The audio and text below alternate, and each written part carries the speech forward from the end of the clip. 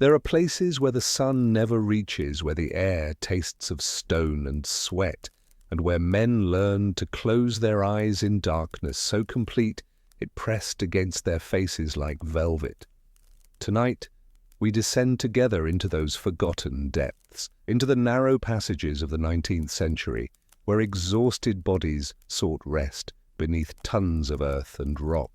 Imagine yourself stepping back through time, leaving behind the comfort of electric light and soft mattresses, traveling to an era when sleep was not a luxury, but a brief surrender between shifts of brutal labor.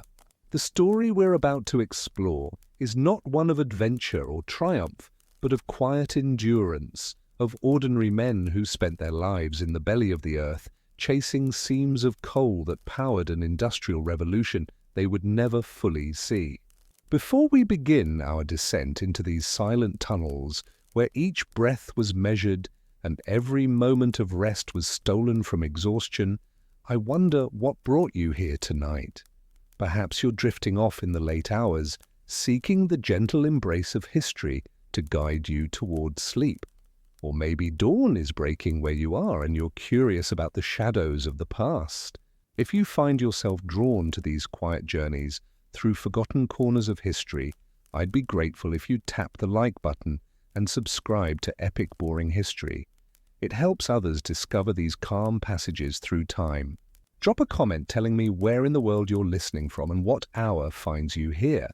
Some of you are wrapped in midnight stillness, others greeting morning's first light, and some hovering in that strange in-between where time feels suspended. Now, if you can, dim the lights around you. Perhaps turn on a fan for that steady, soothing hum that fills the quiet spaces.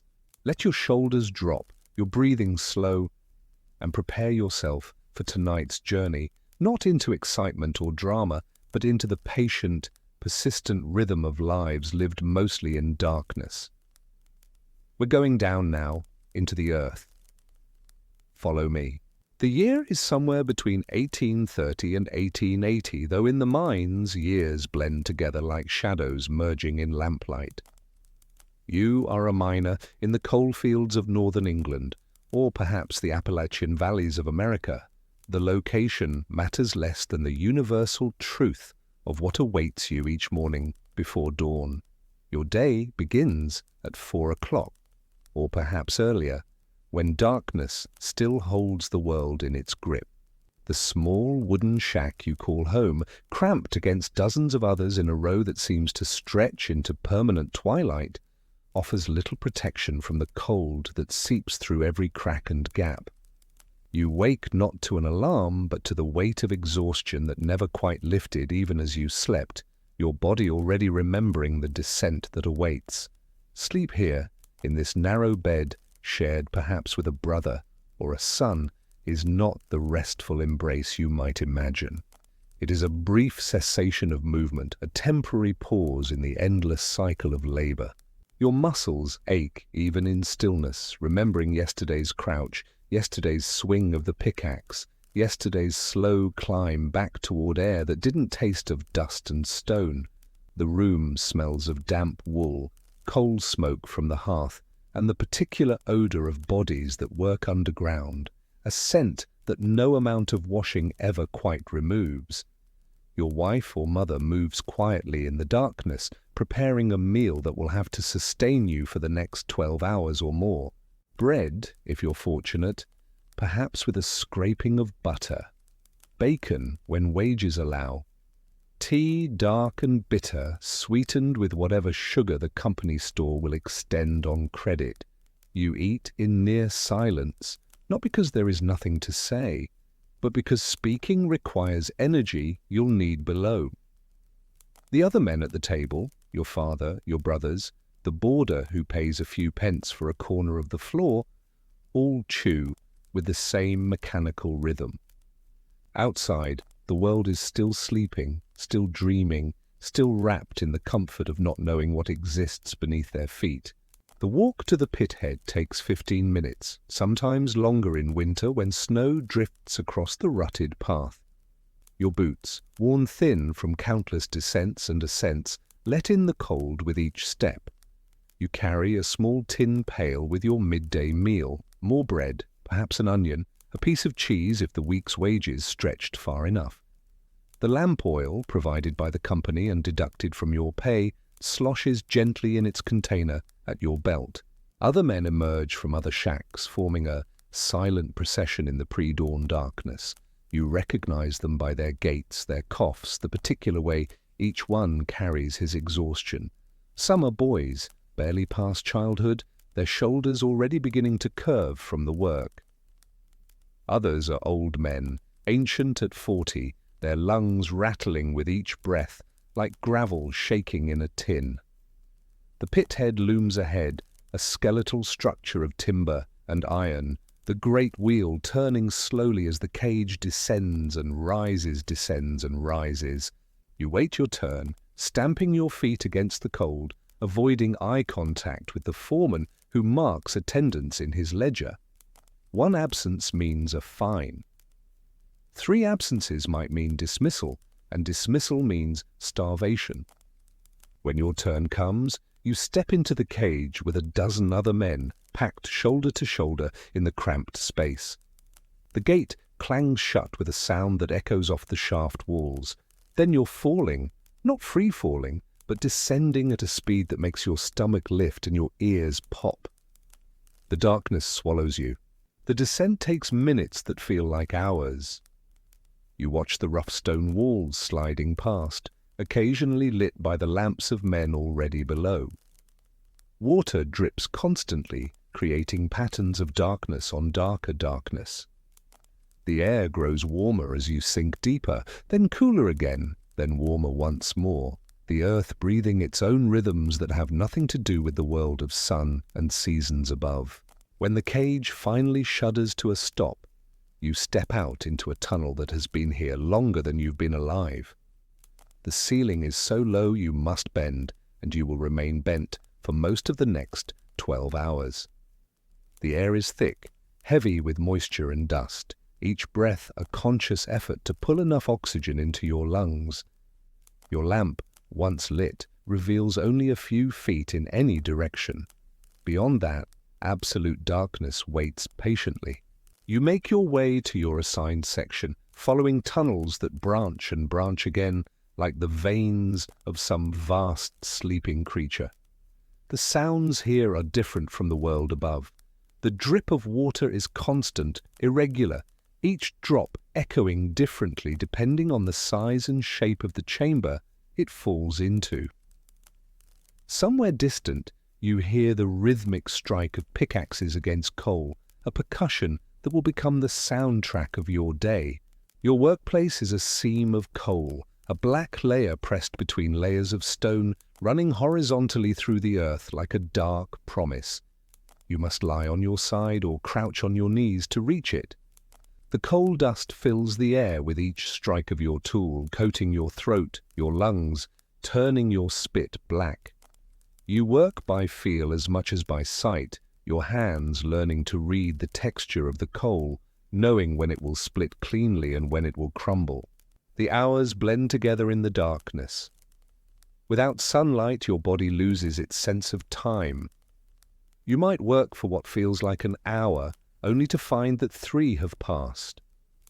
Or you might endure what seems like an endless shift, only to discover you've barely begun. The only markers are the breaks for meals, announced by the distant ringing of a bell that echoes strangely through the tunnels.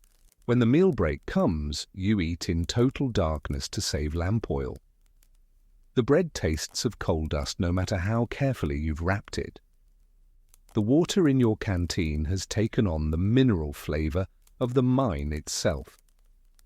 You chew slowly, not from appreciation but from exhaustion, your jaw muscles aching from the clenching.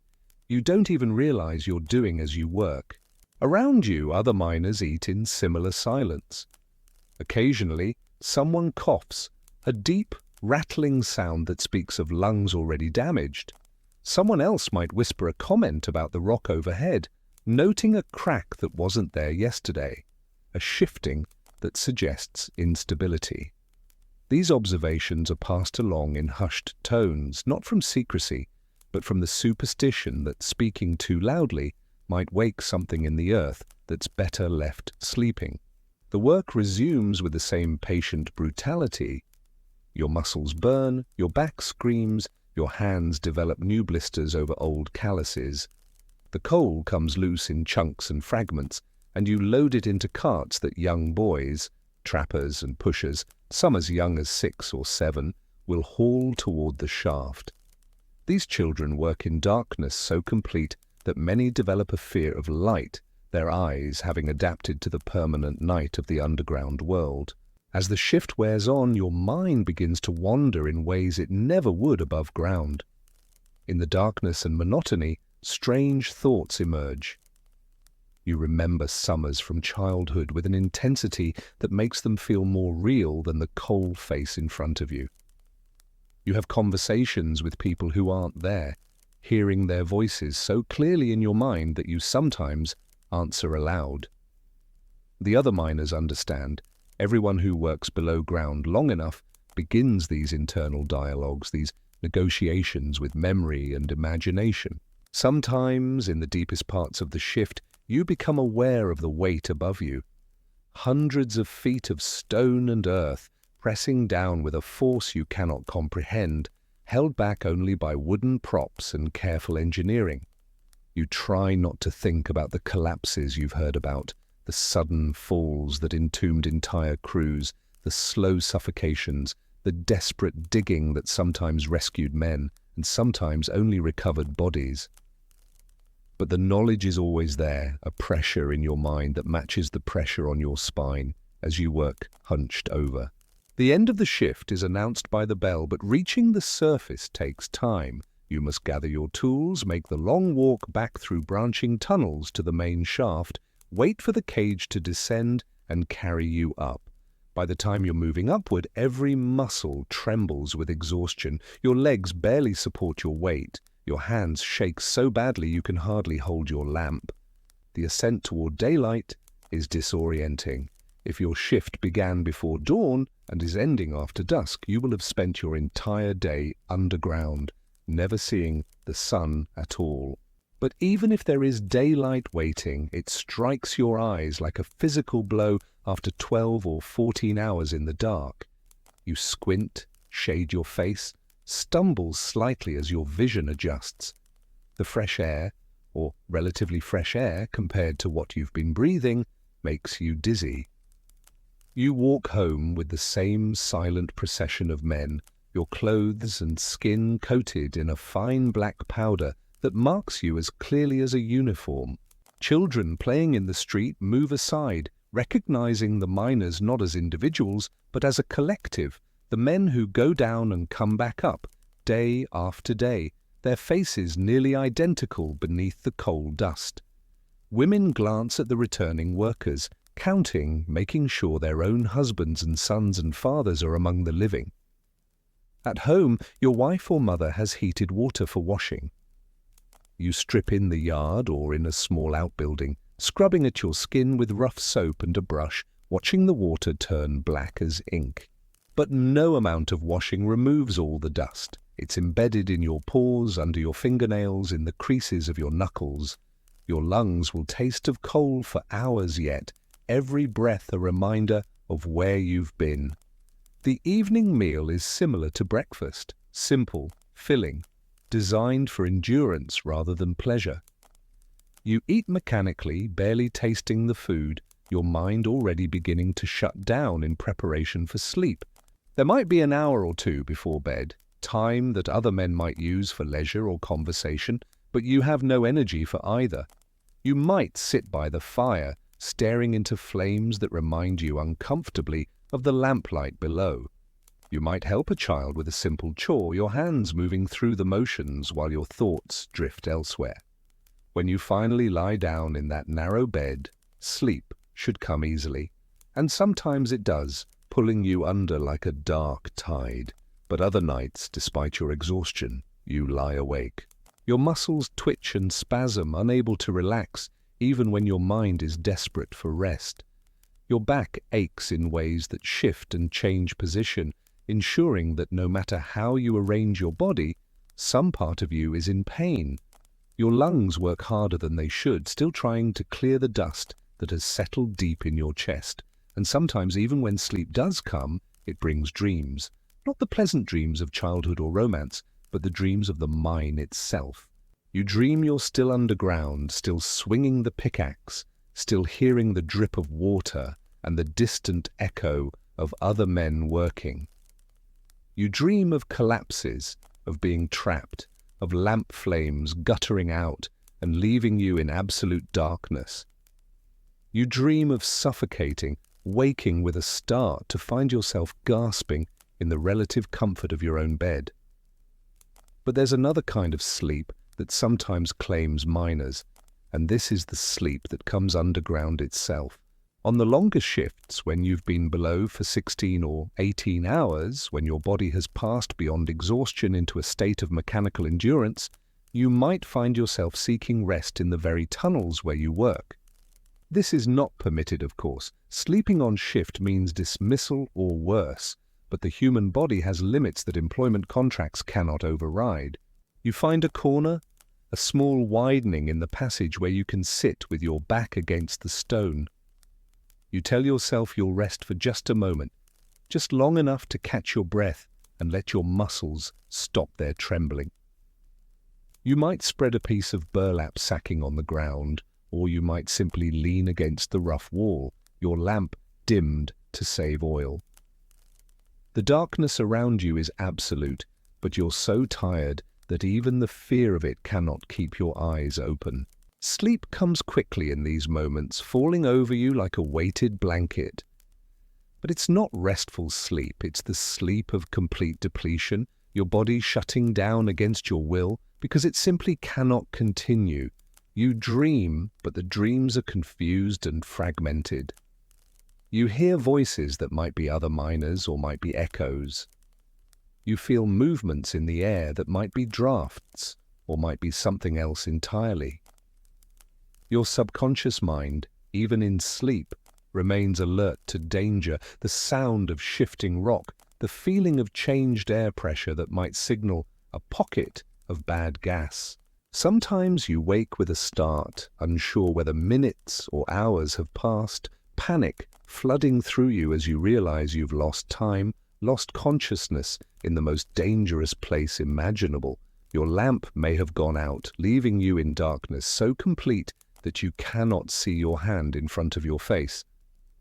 You must relight it with shaking fingers, striking sparks that seem impossibly bright, feeling your way through familiar motions while your heart hammers against your ribs. Other times, another miner finds you sleeping and shakes you awake, his face grave, with understanding and warning. There's no judgment in his expression. He's done the same himself, everyone has, but there's urgency. Sleep below ground is dangerous not just because of the risk of discovery by foreman, but because a sleeping man cannot hear the warning signs, the crack of timber, the hiss of gas, the rumble of shifting stone. These sounds mean the difference between life and death, and a sleeping man is deaf to them all. The strangest sleep, though, comes in the dead-end passages and abandoned sections of the mine. Sometimes, when a seam is exhausted or a tunnel is deemed unsafe, it's simply sealed off rather than filled in. Behind these barriers of wood and stone, silence accumulates like dust. And sometimes, when the main tunnels become unbearably crowded or noisy, when you need to escape the constant press of bodies and the echo of pickaxes, you might slip into one of these forgotten spaces. Here, the darkness is different. It's older somehow, undisturbed by lamplight for months or years. The air is stale but breathable, carrying the scent of minerals and time. You might find evidence of previous occupants, a forgotten tool, a scrap of cloth, initials carved into the stone by someone long gone. And if you're desperate enough, tired enough, you might lie down here, in this tomb-like quiet, and let sleep take you. The sleep that comes in these places is deep and dreamless, as if the earth itself is absorbing your consciousness. Hours can pass without awareness, time losing all meaning in the absence of any external marker. When you wake, You feel simultaneously rested and more exhausted than before, as if sleep has taken something from you rather than restored it. Your lamp flame seems dimmer, though your oil should still be adequate. The darkness seems to press closer, more solid than before.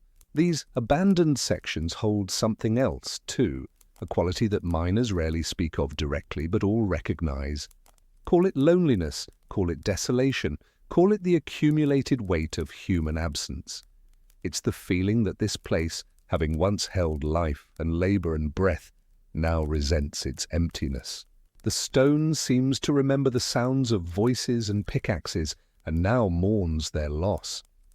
And when you sleep here, your dreams take on this quality, filled with echoes of conversations you never had, sounds of work being done in adjacent tunnels that don't exist, the sense of being surrounded by invisible others who are neither threatening nor comforting, simply present. Back in the active sections of the mine where work continues around the clock, sleep becomes a collective experience even though each man sleeps alone. You become aware of the sleep patterns of others, how Davidson always nods off during the meal break, his head dropping forward until his chin hits his chest, how the young Murphy boy sleeps while standing, leaning against his cart, his body having learned to find rest in any position.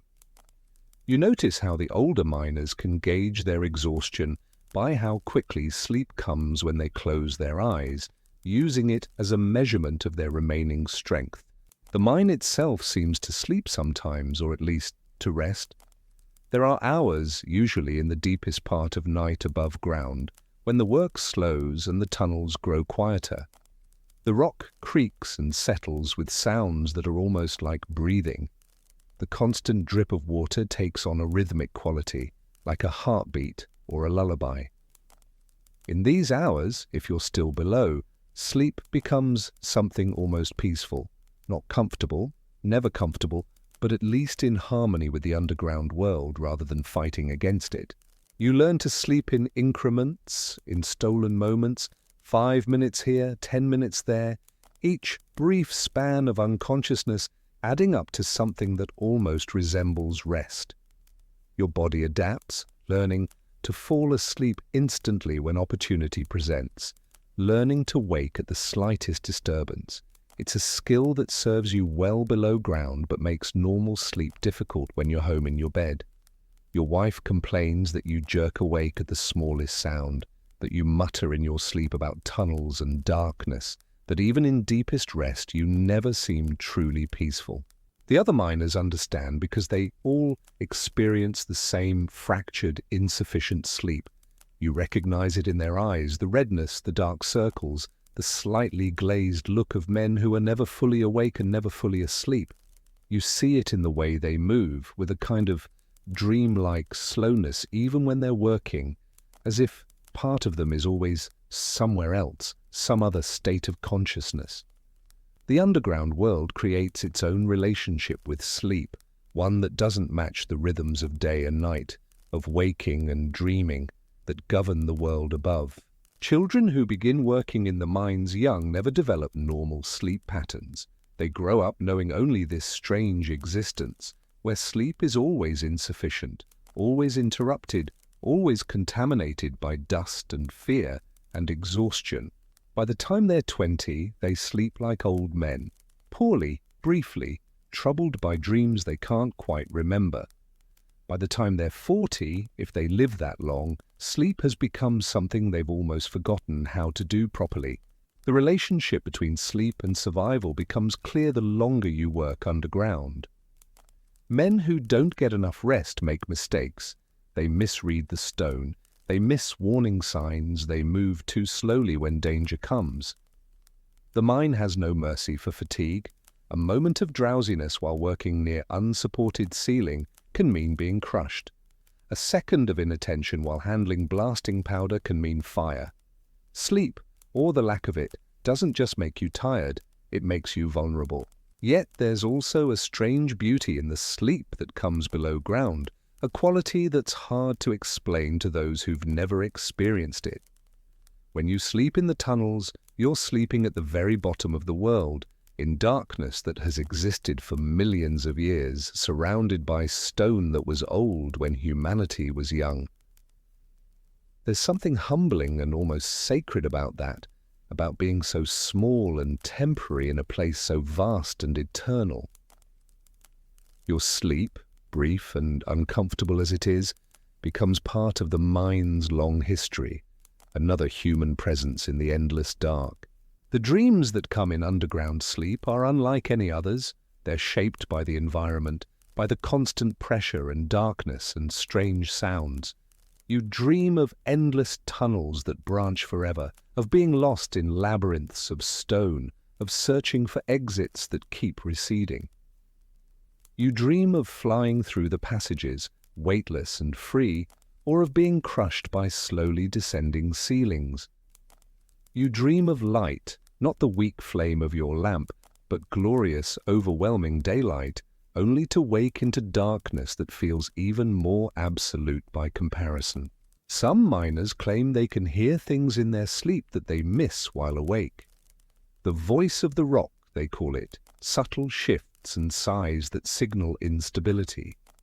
They wake from dreams with certainty that a particular tunnel should be avoided, that a certain section will collapse within days. Sometimes they're right, their sleeping minds processing information that their conscious thoughts miss. Other times it's just fear and exhaustion combining into paranoia. But everyone learns to pay attention to their dreams, to treat them as another source of information about this unpredictable underground world. The worst sleep comes after accidents, after you've witnessed a collapse or a death. Then your dreams fill with images you can't escape, the sound of falling rock, the sight of a lamp extinguishing as its bearer is buried, the memory of digging desperately with bare hands through rubble.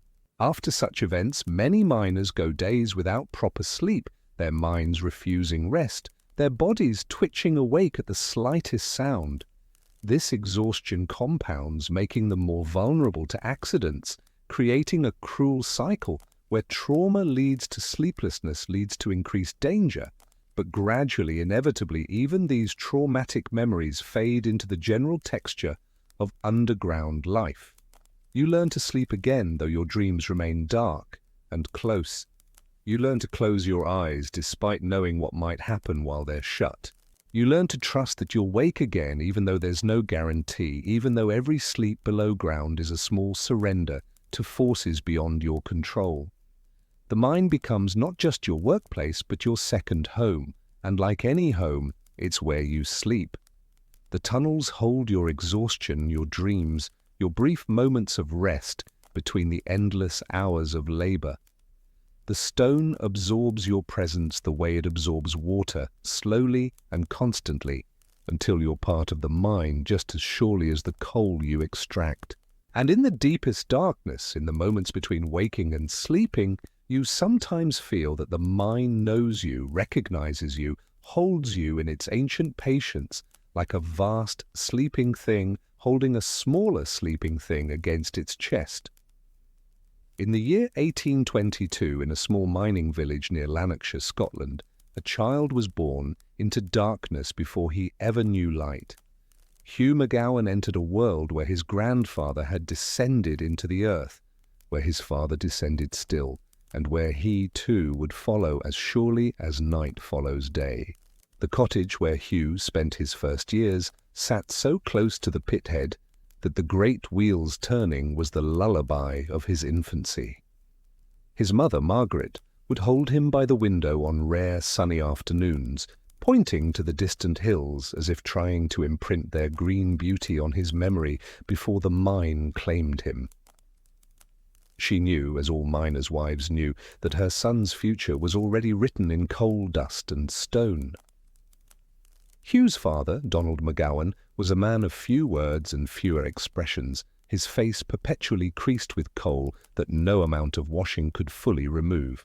He returned each evening with a cough that grew deeper year by year, a sound that echoed through the thin cottage walls like a promise of what awaited his sons.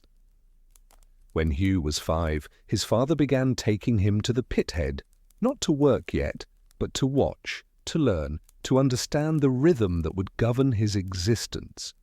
By age 8, Hugh was underground for the first time, employed as a trapper, a child whose entire job was to open and close ventilation doors as carts passed through.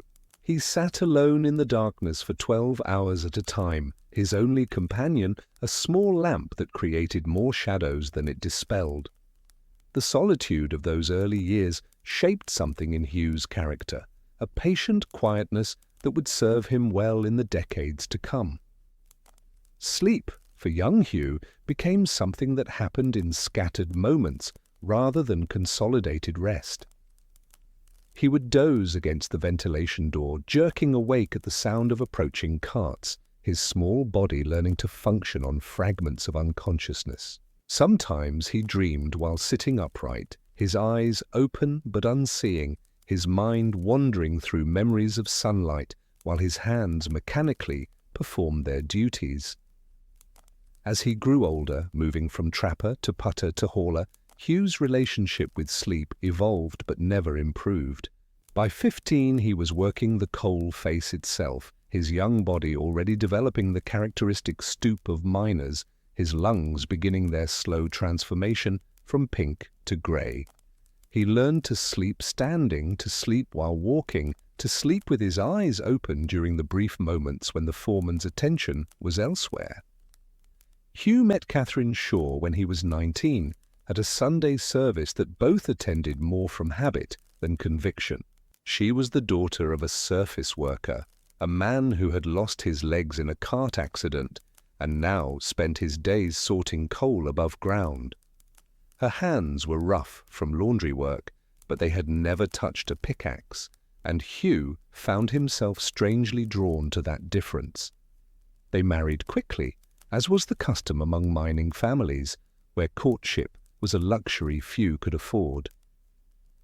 Catherine moved into the small room Hugh rented in a boarding house, and for the first time in his adult life he shared a bed with someone other than exhausted miners.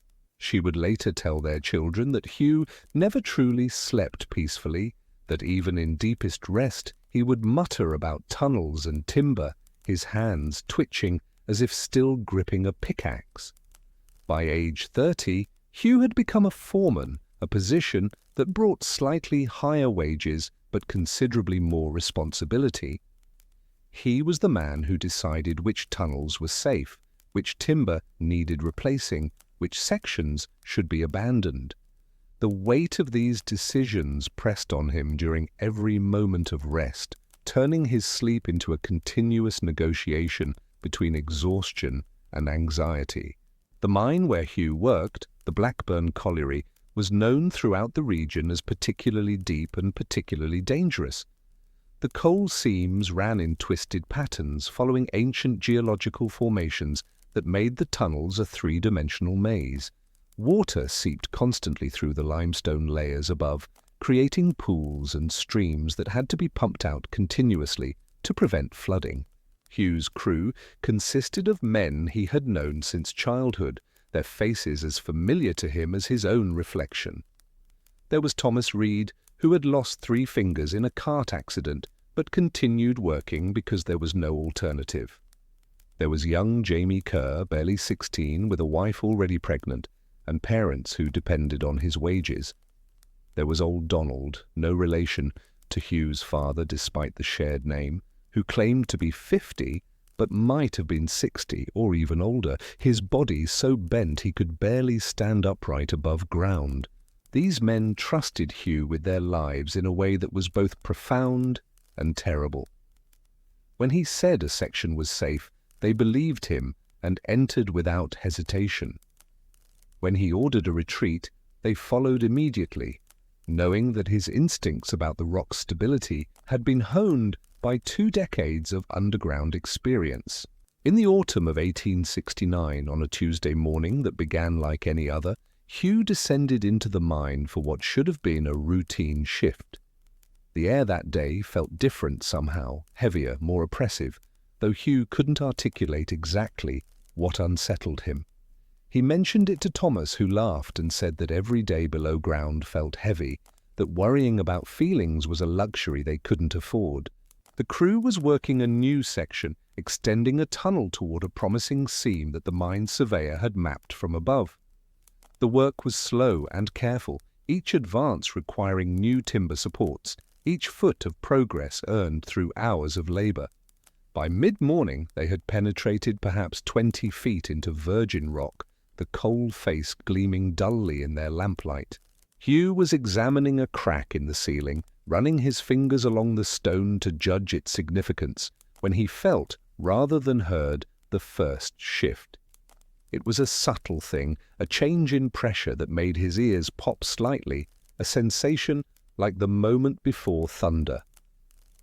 He opened his mouth to shout a warning, but the sound that emerged was drowned by a roar that seemed to come from the earth itself. The collapse began at the tunnel entrance, tons of stone and earth cascading down like a waterfall of darkness.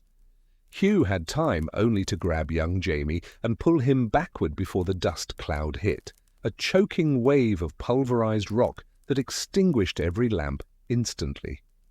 The sound continued for what felt like hours, but was probably less than a minute. Crashes and thuds and the grinding of stone against stone, each sound a declaration of the earth's absolute power. When silence finally returned, it was more absolute than any Hugh had ever experienced. The darkness was total, impenetrable, as if light had never existed and never would again. He could hear breathing, his own, rapid and panicked, and others around him, some steady, some gasping. Someone was praying in a whisper, the words barely audible but unmistakably the Lord's Prayer. Hugh forced himself to speak, his voice sounding strange in the confined space. "Sound off! Who's here?" One by one, voices emerged from the darkness. Thomas, Jamie, old Donald, and 3 others, 7 men total, trapped together in what had become their tomb unless rescue came. The next hours, or perhaps they were minutes, time having lost all meaning in the absolute dark, was spent in a careful inventory of their situation. No lamps could be relit without oil and flint, and only 2 men had either. The brief flame that resulted showed them what they already knew. The tunnel entrance was completely blocked, buried under what looked like half the mountain. They had food. The meal tins they carried contained enough bread and cheese to sustain them for perhaps 2 days, if carefully rationed. They had water from the natural seepage, though drinking it in darkness was an exercise in trust, never knowing if the pool you knelt beside was clean or contaminated. They had air, though how much and for how long, no one could say. Hugh, as foreman, had to make decisions about their survival. He ordered the men to stay still to conserve both air and energy, to speak only when necessary. He established a schedule of sorts. One man would stay awake and alert, while the others attempted sleep, rotating every few hours by count, rather than by any visible measure of time. Sleep, in those first hours after the collapse, was impossible, despite exhaustion. Every man's mind raced with thoughts of wives and children, of debts unpaid and words unsaid, of the weight of stone above them and the impossibility of their situation. Hugh lay on his side on the cold stone floor, his eyes open in darkness so complete that open eyes and closed eyes were identical, and listened to the breathing of his crew.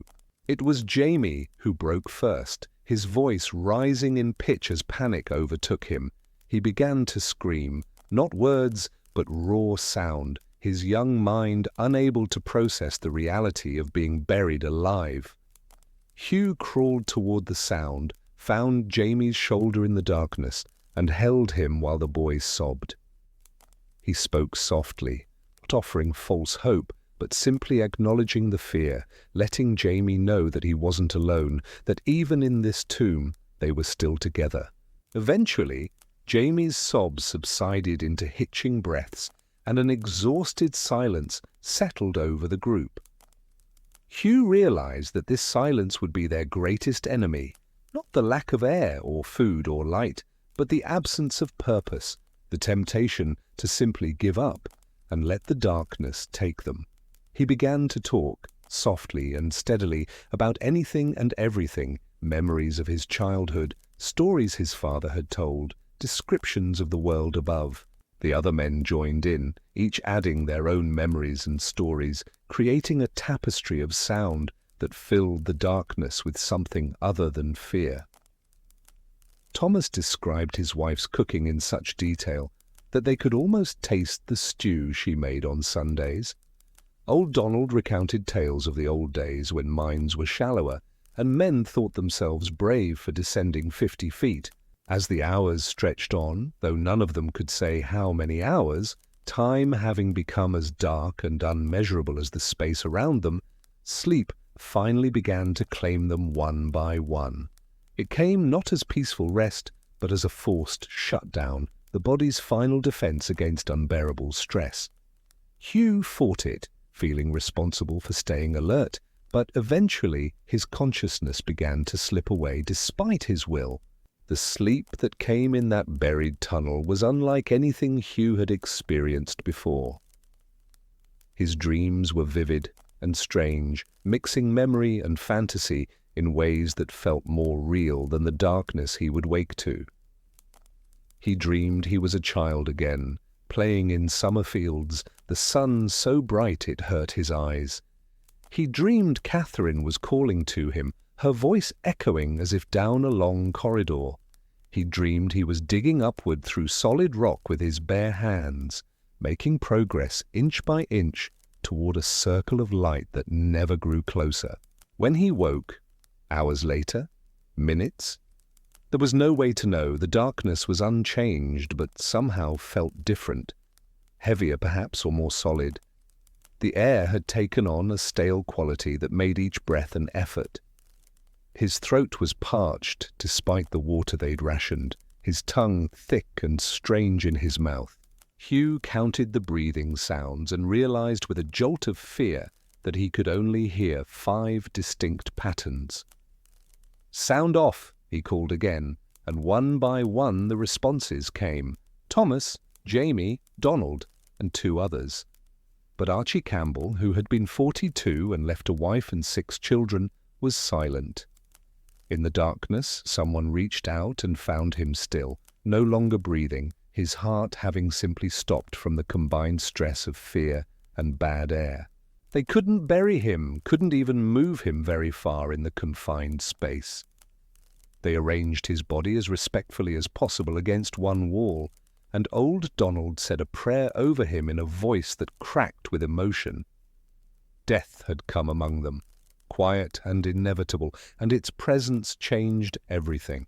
Sleep became more difficult after that, knowing that one of their number had died in his rest, that the same might claim any of them.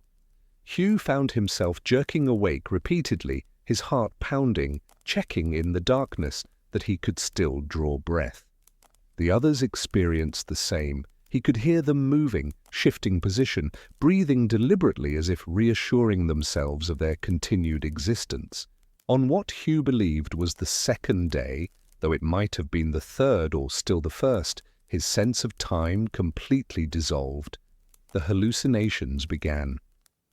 At first, they were subtle, sounds that might have been voices in the distance or might have been the settling of rock. Then they grew more elaborate. Hugh saw lights dancing in the darkness, flickering presences that his rational mind knew were impossible, but his desperate consciousness insisted were real. He began to dream while awake, or perhaps he was sleeping without realizing it, the boundary between consciousness and unconsciousness becoming increasingly blurred. In these dreams or visions, he walked through the tunnels of the mine, but they were different, wider, brighter, filled with clean air and the sound of running water. He saw his father, who had been dead for 5 years, working at the coalface and smiling at him with blackened teeth. The others experienced their own visions. Young Jamie spoke to his pregnant wife, carrying on complete conversations with her presence in the darkness. Thomas argued with someone about money, his voice rising in frustration before he caught himself and fell silent, embarrassed. Old Donald sang hymns in a surprisingly beautiful tenor voice, songs from his childhood that seemed to come from some other world entirely. Hugh realized that sleep and waking had merged into a single state, a dreamlike existence where the darkness was both external and internal. He couldn't say when he was sleeping and when he was conscious. It all felt the same, a floating existence punctuated occasionally by moments of sharp awareness when panic would spike through the fog. During one of these moments of clarity, Hugh became convinced he could hear sounds beyond their tomb, the distant echo of pickaxes, voices calling out. He pressed his ear to the stone and listened with desperate intensity, trying to separate real sounds from wishful imagination. The others joined him, each man choosing a different section of wall, all straining to hear any evidence that rescue was coming. The sounds, real or imagined, gave them something to focus on, a reason to stay conscious rather than drifting into the strange half-sleep that had claimed them. They began to shout together, calling out in unison, their voices hoarse and weak, but united. Then they would stop and listen, hoping for a response, hearing nothing but the silence of stone and the ragged sound of their own breathing. Sleep, claimed Hugh again, or perhaps he had never truly awakened, and this time his dreams took him to Catherine. She was in their small cottage, standing by the window where his mother once held him, looking out toward the pit head. She wasn't crying, which somehow made it worse. She simply stood there, waiting, her patience a form of grief more profound than tears. In the dream, Hugh tried to call to her, to tell her he was still alive, still fighting to return. But his voice made no sound, or perhaps she simply couldn't hear him across the barrier of stone and distance. She turned away from the window, and he woke with a start, gasping in the darkness, the loss of her presence almost as painful as the physical discomfort. The others were sleeping. He could tell by the changed pattern of their breathing. Or perhaps some weren't sleeping but unconscious, the line between the two states no longer meaningful. Hugh tried to count how many still breathed and thought he heard 4, but couldn't be certain. The darkness played tricks with sound just as it did with vision. He allowed himself to drift again, too exhausted to maintain full consciousness, and entered a strange realm where he was aware of his body lying on cold stone, but simultaneously existed somewhere else. He was in the mine, but not trapped. Instead, he moved freely through the tunnels, observing the work of other crews, watching the great engine at the surface raising and lowering its loads. He saw the rescue effort that he hoped was happening, men digging carefully toward them, though whether this was vision or wishful fantasy he couldn't say. In this state, Hugh lost track of time entirely. Hours or days might have passed. He had no way of measuring, no way of knowing. The hunger that had gnawed at his stomach had faded to a distant discomfort. The thirst was worse, a constant burning that made swallowing painful, but even that had become almost familiar, just another aspect of this new existence. He slept and woke and slept again, the cycles becoming shorter, or perhaps longer, impossible to judge. His dreams became more vivid as his body weakened, taking on the quality of memories, but from lives he'd never lived. He was a miner in other times, other places, descended into other darks. He was stone itself, patient and ancient, holding the weight of mountains. He was air, growing thinner and more precious. A sound brought him back to something resembling full consciousness, a definite, unmistakable strike of metal against stone, rhythmic and purposeful. Hugh tried to shout, but his voice was barely a whisper. He reached out in the darkness and found Thomas, shook him until the other man stirred, Together they began to call out, and others joined them, a chorus of desperate voices answering the promise of rescue. The sounds grew louder, closer, more frequent. Time, which had stopped or stretched into meaninglessness, suddenly snapped back into focus, each strike of the pickaxe marking seconds, minutes, the steady progress toward life or death. Hugh stayed awake through sheer will, fighting the pull of sleep that promised such easy release, determined to be conscious when light finally broke through. And then it did, a tiny pinpoint at first, so bright after the days of absolute darkness that it seemed to burn. The hole widened, voices called through, fresh air rushed in like a miracle. Hands reached through the opening, grabbing, pulling, dragging the trapped men toward salvation. Hugh emerged into lamplight that seemed as bright as the sun itself, carried by rescuers whose faces he couldn't quite focus on. The surface was chaos, crowds of people, questions shouted, hands grabbing at him. He searched desperately for Catherine and found her, her face appearing before him like an answer to prayer, her tears falling on his filthy face as she held him. They told him later that he had been underground for 5 days, that 2 men had died in the collapse besides Archie, one at the tunnel entrance, crushed instantly, another in a section beyond where Hugh's group was trapped. They told him he was fortunate, that the air pocket they'd found had saved them, that the rescue had been extraordinarily fast, given the depth and the instability of the rock. But Hugh remembered those days differently. In his memory, they stretched into weeks or months, a lifetime spent in darkness where sleep and waking had lost all distinction. He remembered conversations with his crew that others said had never happened, remembered events that couldn't have occurred in the timeline the rescuers described. The darkness, it seemed, had its own time, its own reality that didn't match the world above. Recovery was slow and strange. Hugh's body healed quickly enough, the bruises fading, the cuts closing, his strength gradually returning with food and rest.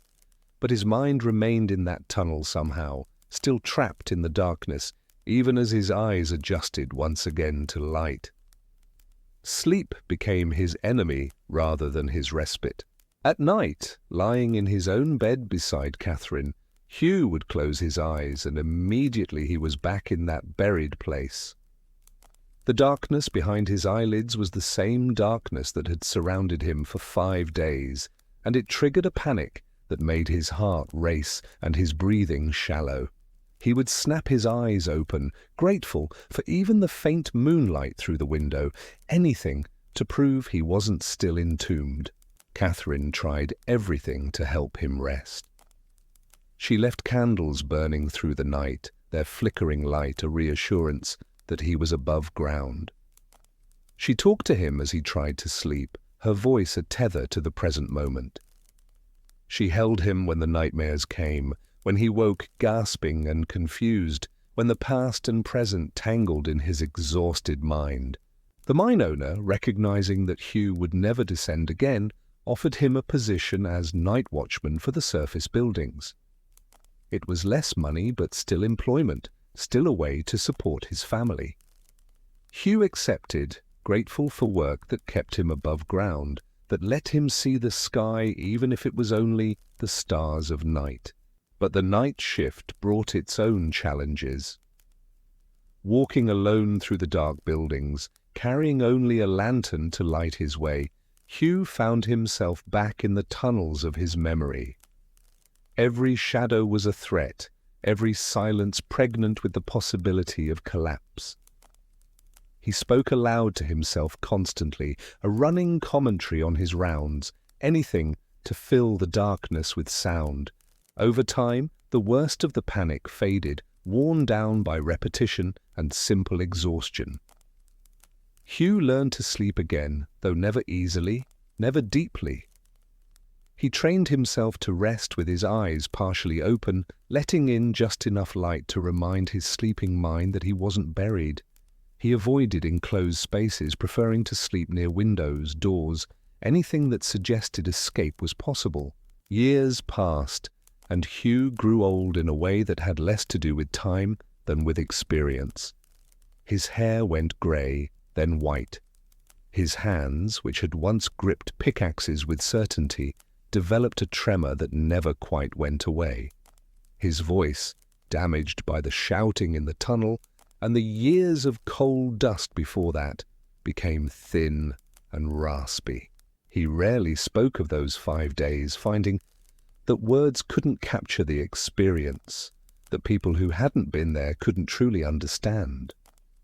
But sometimes, sitting by the fire on winter evenings, he would tell his children and later his grandchildren about the mine, about the men who worked there, about the strange sleep that came in darkness. Sleep, he would tell them, is a kind of trust.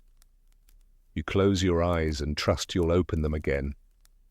You surrender consciousness and trust it will return. He paused, staring into the flames. In that tunnel, we lost that trust. Every time we slept, we wondered if it was the last time. And even now, decades later, I wonder the same. His children didn't fully understand, but they listened with the patient attention of those who recognize that some stories need telling, even if they can't be fully comprehended. They noticed how their father always kept a lamp burning, how he startled at loud noises, how he would sometimes stop mid-conversation and stare at nothing, his mind clearly elsewhere. In his final years, as illness confined him to bed, Hugh's sleep became increasingly difficult. The darkness of closed eyes brought back the tunnel with renewed intensity, as if his aging mind was being pulled backward through time. He slept in brief snatches, waking frequently, his hands clutching the bed sheets as if they were the only solid thing in a world of collapsing stone. Catherine stayed with him through those last months, holding his hand in the darkness, her presence the only thing that could calm his fear. She would whisper to him about the summer, about the garden growing outside, about the children and grandchildren who would visit tomorrow. Her voice, steady and loving, was the lamp that guided him through his final descent. Hugh McGowan died on a spring morning in 1891 at the age of 69. The cause was listed as lung disease, the inevitable result of decades breathing coal dust. But those who knew him well understood that part of him had died much earlier, in a collapsed tunnel in the autumn of 1869, and that the man who emerged had been only partially alive, only partially present, forever divided between the world of light and the world of eternal dark. At his funeral, the remaining members of his trapped crew, only 2 were still living, stood together in silence. They didn't need to speak to remember, didn't need words to acknowledge what they had shared. They had slept together in the earth's embrace and somehow awakened, but the sleep had marked them all, had changed them in ways that could never be undone. The mine, where Hugh had been trapped, continued operating for another 30 years before being sealed and abandoned. Today it exists only as a depression in the landscape, a subtle dip in the earth that most people pass without noticing. But beneath that quiet surface, the tunnels remain, dark, silent, holding in their depths the echoes of pickaxes, the memory of lamps, and the dreams of men who slept where no one should ever have to sleep. There are places in the world where reality thins, where the boundary between waking and dreaming becomes permeable, and the mines of the 19th century were among them. In the absolute darkness beneath the earth, where men spent more hours than they did in sunlight, consciousness itself began to behave strangely, creating experiences that were neither fully dream nor fully waking. The miners knew this, though they rarely spoke of it directly. They developed their own vocabulary for these experiences, phrases that sounded mundane but carried deeper meanings understood only by those who had lived them. "The mine is talking," they would say, or "the rock is restless tonight," acknowledging forces that couldn't be explained but were nonetheless real. Among the most persistent of these phenomena were the sounds that no one could quite account for. Every miner, if pressed and trusted enough to speak honestly, would admit to hearing things in the deepest tunnels, rhythmic tapping that seemed to come from solid rock, voices calling from passages that led nowhere, the sound of pickaxes working in sections that had been abandoned for years. The Welsh miners called them the knockers, the Cornish knew them as Tommyknockers, and every mining region had its own name for these invisible presences. They were said to be the spirits of miners who had died underground, continuing their eternal work in some parallel existence. The sounds they made, 3 knocks usually, sometimes more, were interpreted as warnings of unstable rock or dangerous gas. What's remarkable is not that superstitious men invented these stories, but that hardened practical workers insisted they were true. Foremen who scoffed at religion and educated men who dismissed folklore would nonetheless refuse to work in sections where the knockers had been heard. Too many collapses had been preceded by those mysterious sounds, too many lives saved by heeding their warning. Modern explanations suggest the sounds were created by shifting rock, by the expansion and contraction of timbers, by echoes carrying strangely through the maze of tunnels. But these explanations, rational as they are, don't account for why the sounds came in patterns, why they seemed to respond to human presence, why they stopped when acknowledged and intensified when ignored. Sleep in the mines amplified these experiences. Men who dozed in the tunnels reported dreams where the knockers became visible, small figures, sometimes childlike, sometimes ancient, always busy with some task.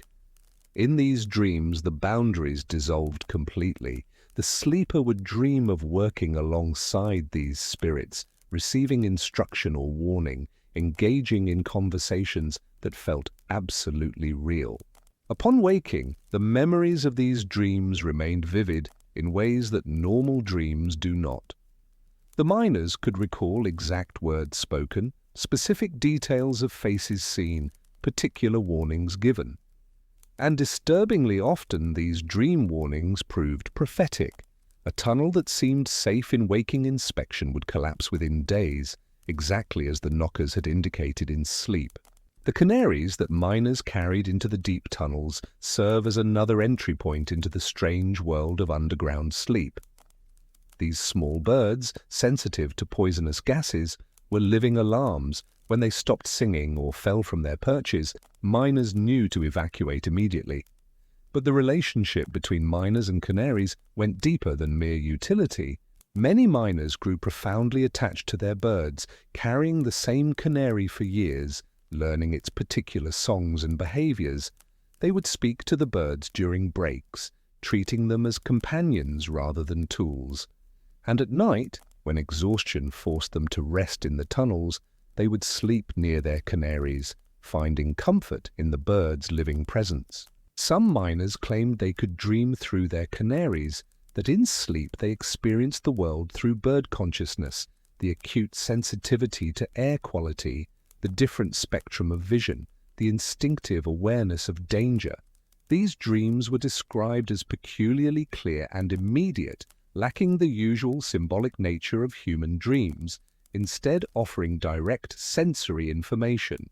Whether these were true shared consciousness experiences or simply the mind's way of processing anxiety about air quality through familiar imagery, the result was the same. Miners would wake from these dreams with absolute certainty about the safety of their environment, trusting the information received through dream birds more than their own waking senses.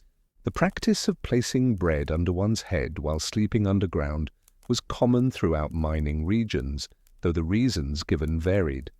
Some said it absorbed poison from the air, others that it prevented nightmares, still others that it helped the sleeper dream of home and family rather than the suffocating darkness. The origins of this practice are lost to time, but it persisted across cultures and continents. Miners in Pennsylvania performed the same ritual as those in the Black Forest of Germany, despite no apparent connection or shared tradition. This suggests either a common practical origin, perhaps the bread did absorb certain gases or moisture, or a shared psychological need to create protective rituals in an environment that offered no real protection. The bread would be discarded after sleep, never eaten, as if it had truly absorbed something harmful.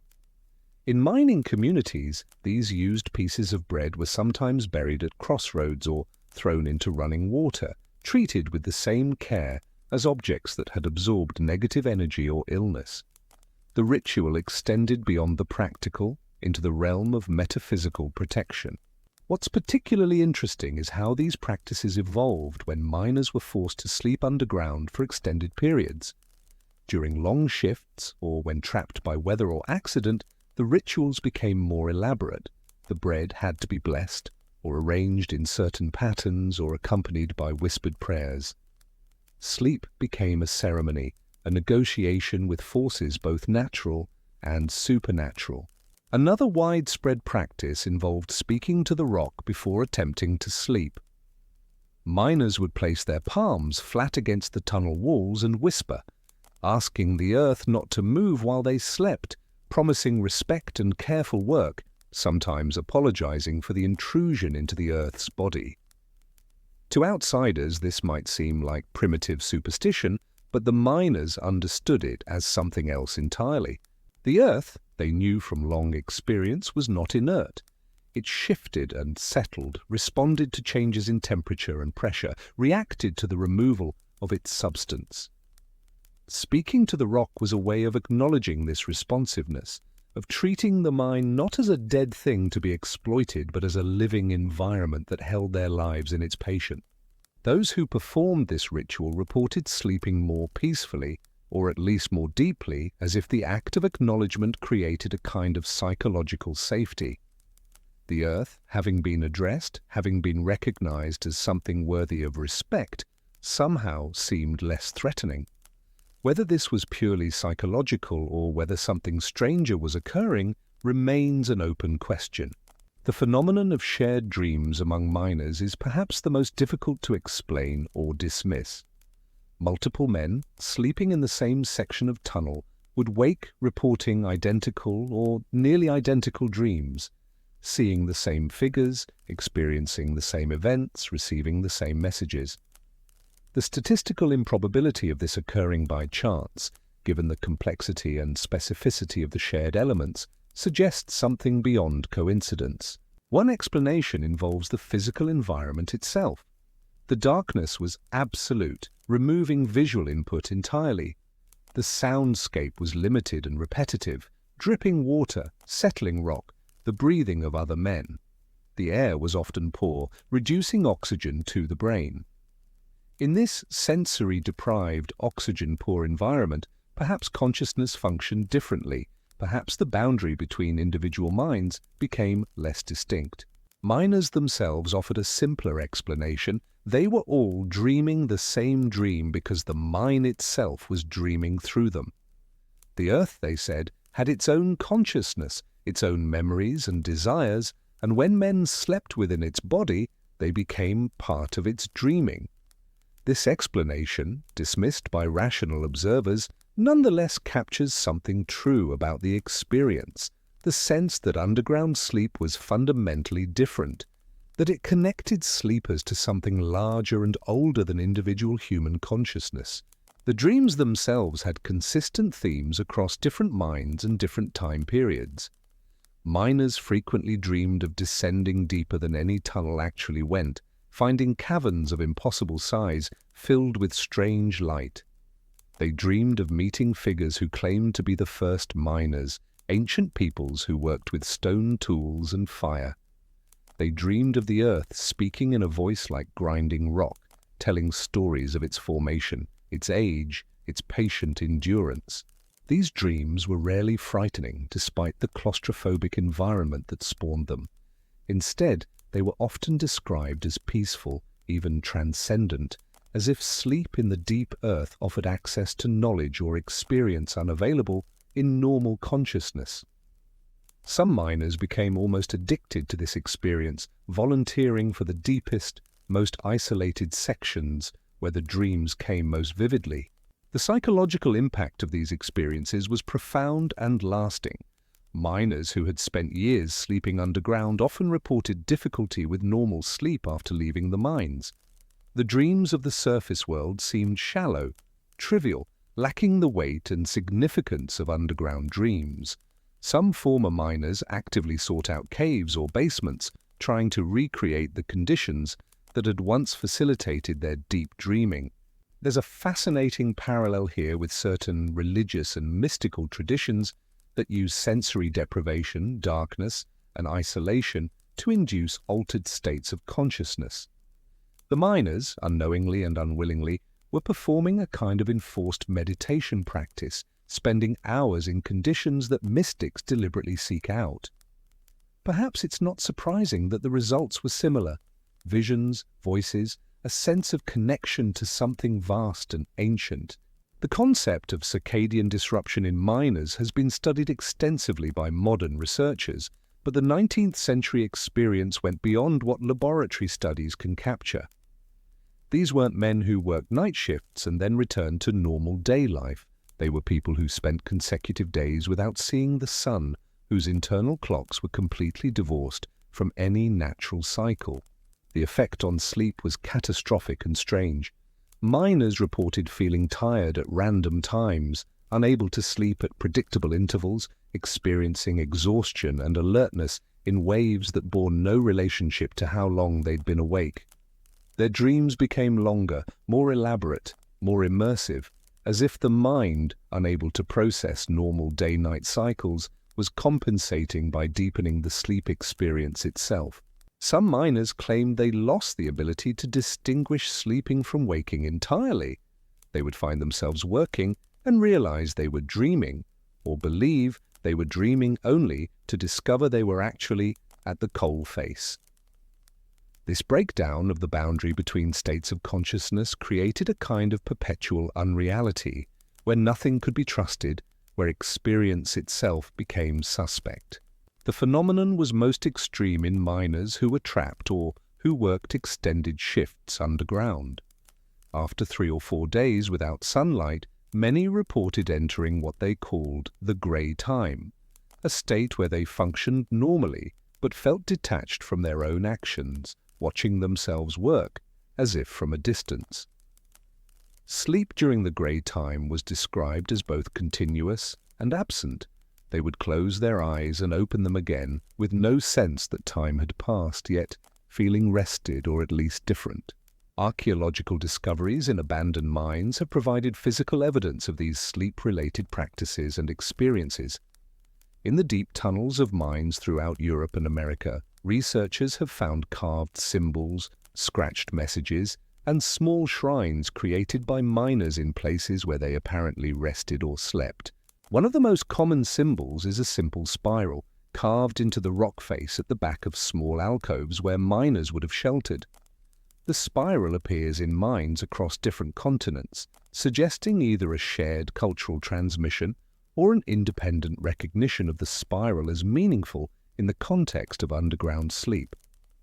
Some interpret it as a representation of descent into the earth, into sleep, into altered consciousness. Others see it as a map of the labyrinthine tunnels themselves. Messages carved into stone tell a different story.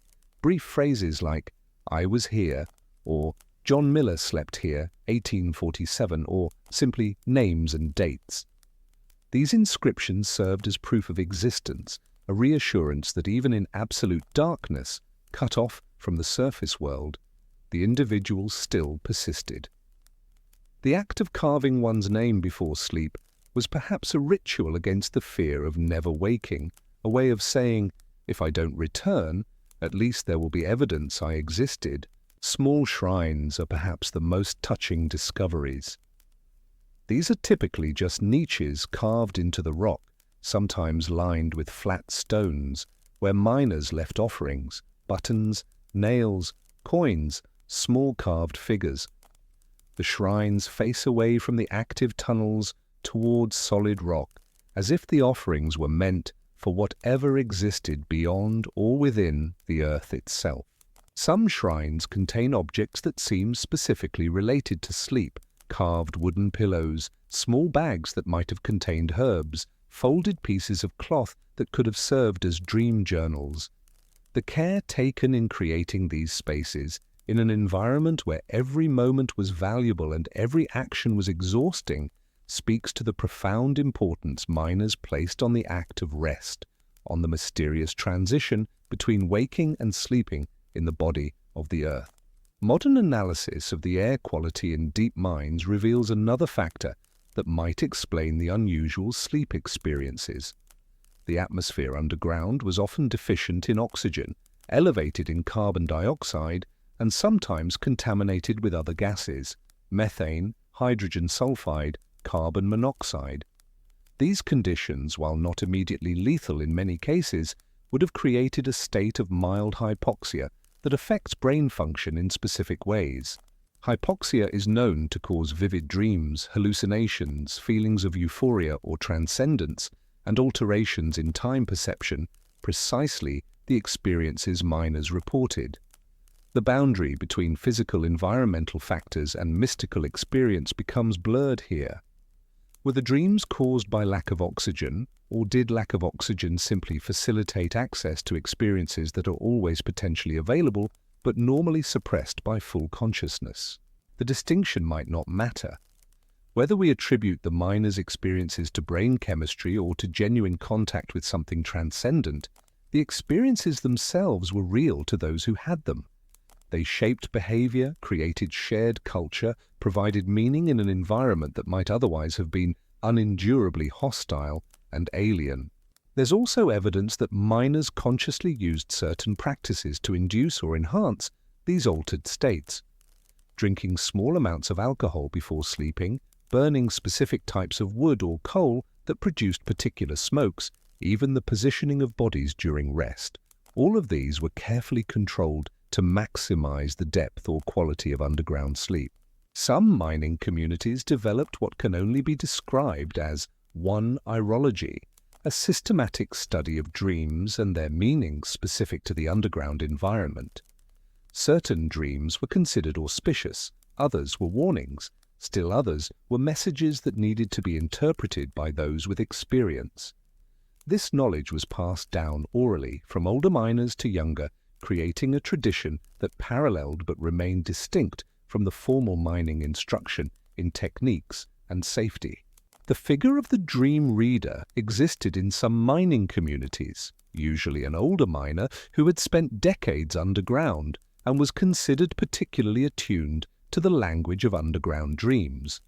Workers would come to him after unusual dreams, and he would provide interpretation and advice, whether to work a particular section, whether to take a different route, whether to expect danger or opportunity.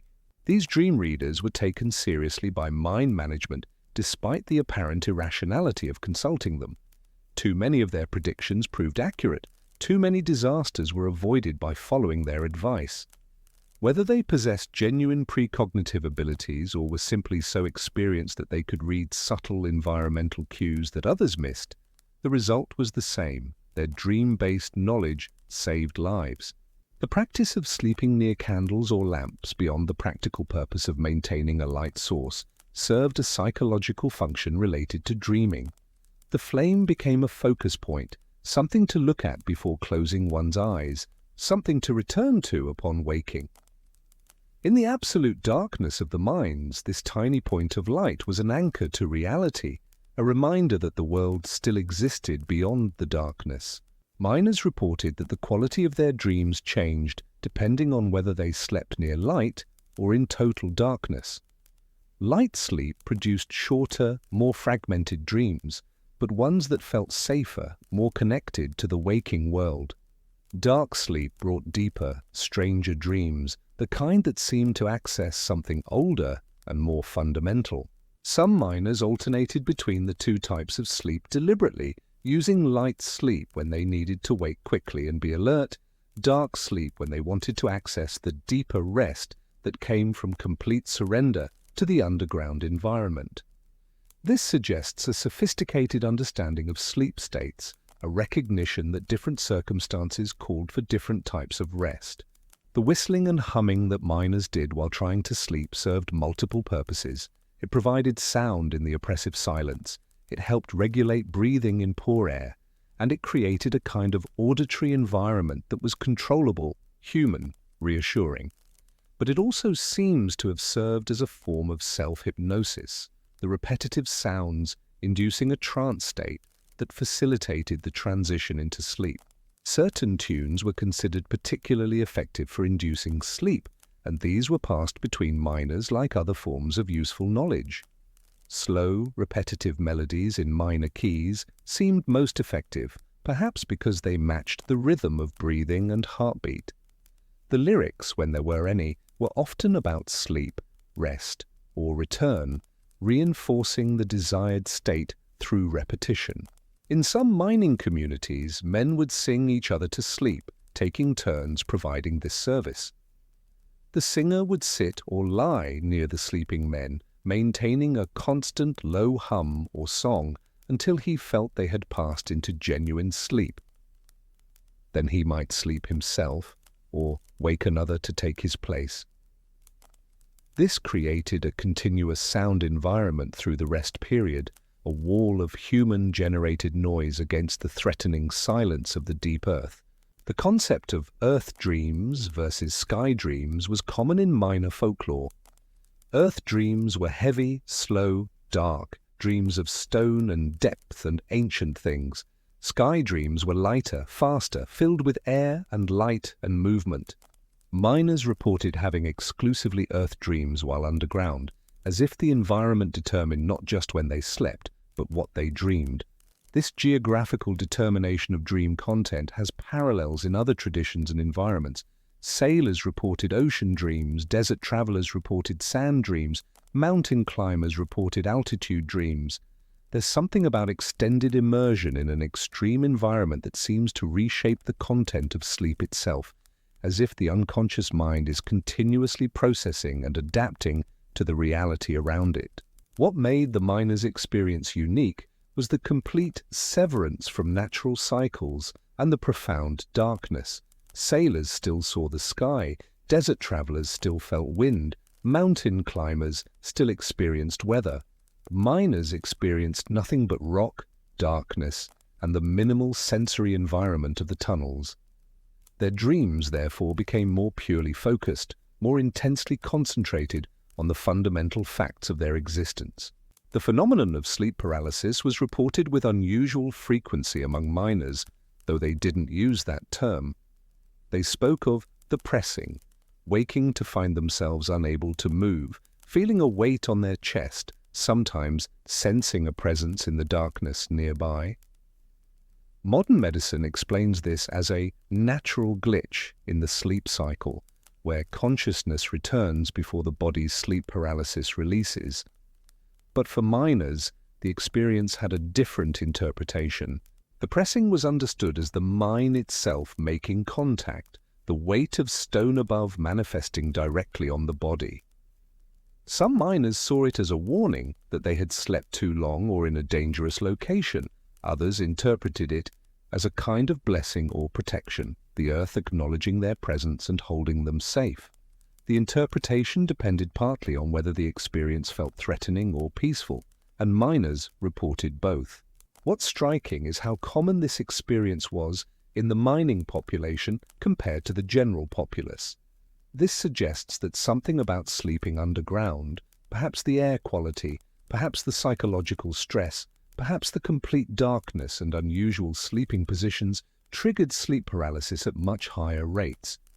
The miners, in turn, wove these frequent experiences into their understanding of what it meant to sleep within the earth. The final and perhaps most profound aspect of underground sleep was its relationship to death. Miners understood, consciously or unconsciously, that every time they closed their eyes below ground, they might not wake.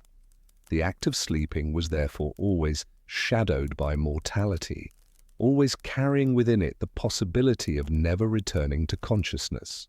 This knowledge transformed sleep from a simple biological necessity into something more ceremonial, more significant. miners developed elaborate pre-sleep rituals, checking their tools, saying brief prayers, touching specific stones, whispering to absent loved ones. These weren't superstitions exactly, but acknowledgements of the significance of the moment, of the transition they were about to undertake. In this way, every underground sleep became a rehearsal for death, every waking a kind of resurrection. The miners who spent decades in this cycle, sleeping and waking in darkness hundreds of times, developed a particular relationship with mortality, not fearless exactly, but familiar, almost comfortable. They had practiced dying and returning so many times that the final death, when it came, might have seemed like just another sleep, one from which they simply wouldn't wake. While men slept fitfully in tunnels hundreds of feet below the surface, other men slept in beds so soft they might have been floating on clouds, their rest undisturbed by anything more troubling than the distant chiming of a mantle clock. The distance between these two forms of sleep was not merely vertical, measured in feet of earth and stone, but horizontal, social, measured in power and wealth and the accident of birth. This segment of our journey takes us upward, into the light, into the homes and habits of those whose comfort was built upon the exhaustion of others. In London, in Paris, in New York and Philadelphia, the industrial elite constructed their lives with meticulous attention to comfort, and nowhere was this attention more evident than in their sleeping arrangements. The bedroom of a wealthy mine owner in 1860 was a sanctuary designed to exclude all evidence of the industry that funded it. The walls were papered in pastoral scenes, shepherds and meadows, forests and streams, images as far removed from coal and darkness as imagination could conjure. The bed itself was a monument to softness and elevation.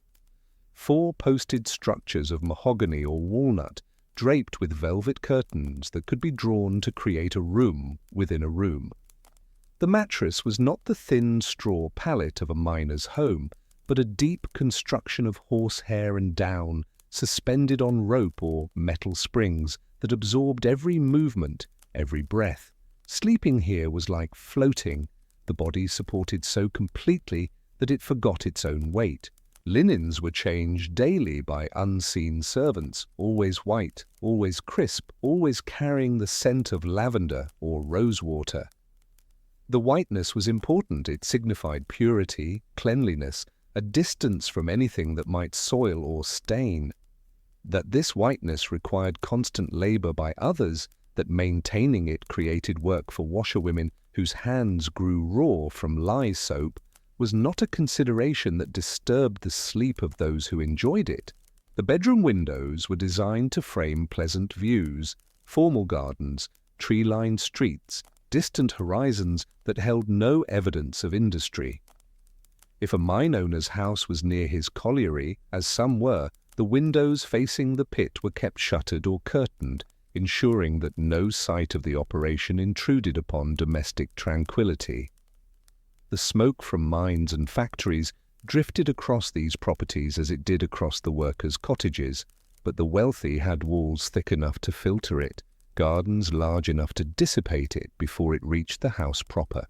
The sounds of night in these houses were carefully curated silence. Servants moved on padded feet along carpeted hallways, their work organized to be invisible and inaudible. Clocks ticked softly rather than chiming. Fires were tended quietly so that their warmth was constant but their maintenance unnoticed. If a child cried in the nursery, it was 3 floors away, attended by a nurse whose job was to ensure such disturbances never reached the master's ears. Consider the Rothschild family, whose wealth derived partly from investments in mining operations across Europe. Their London residence featured bedrooms where the temperature was regulated by servants who tended fires through the night, where the air was kept fresh but not cold, where every detail of comfort was maintained by others whose own sleep was sacrificed to provide it.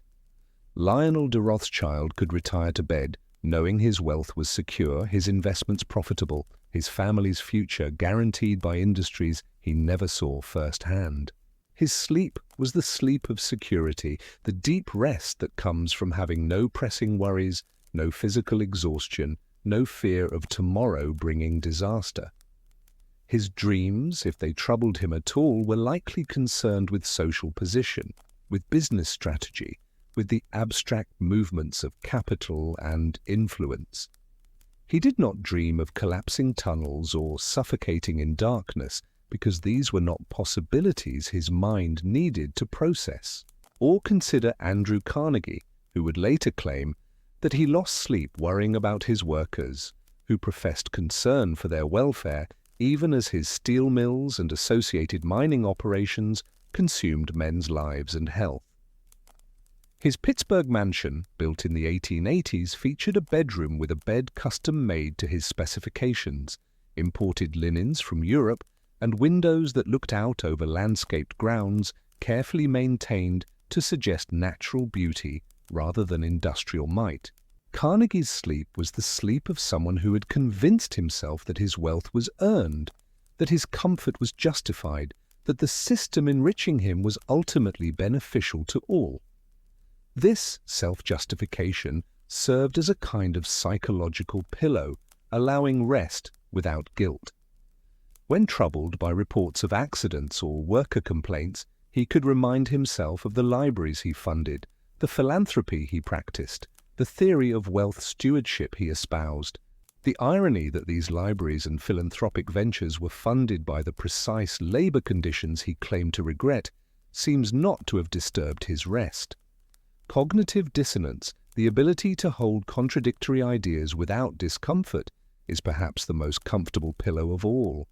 Carnegie slept well because he genuinely believed, or had convinced himself to believe, that his accumulation of wealth while others suffered was part of a larger good.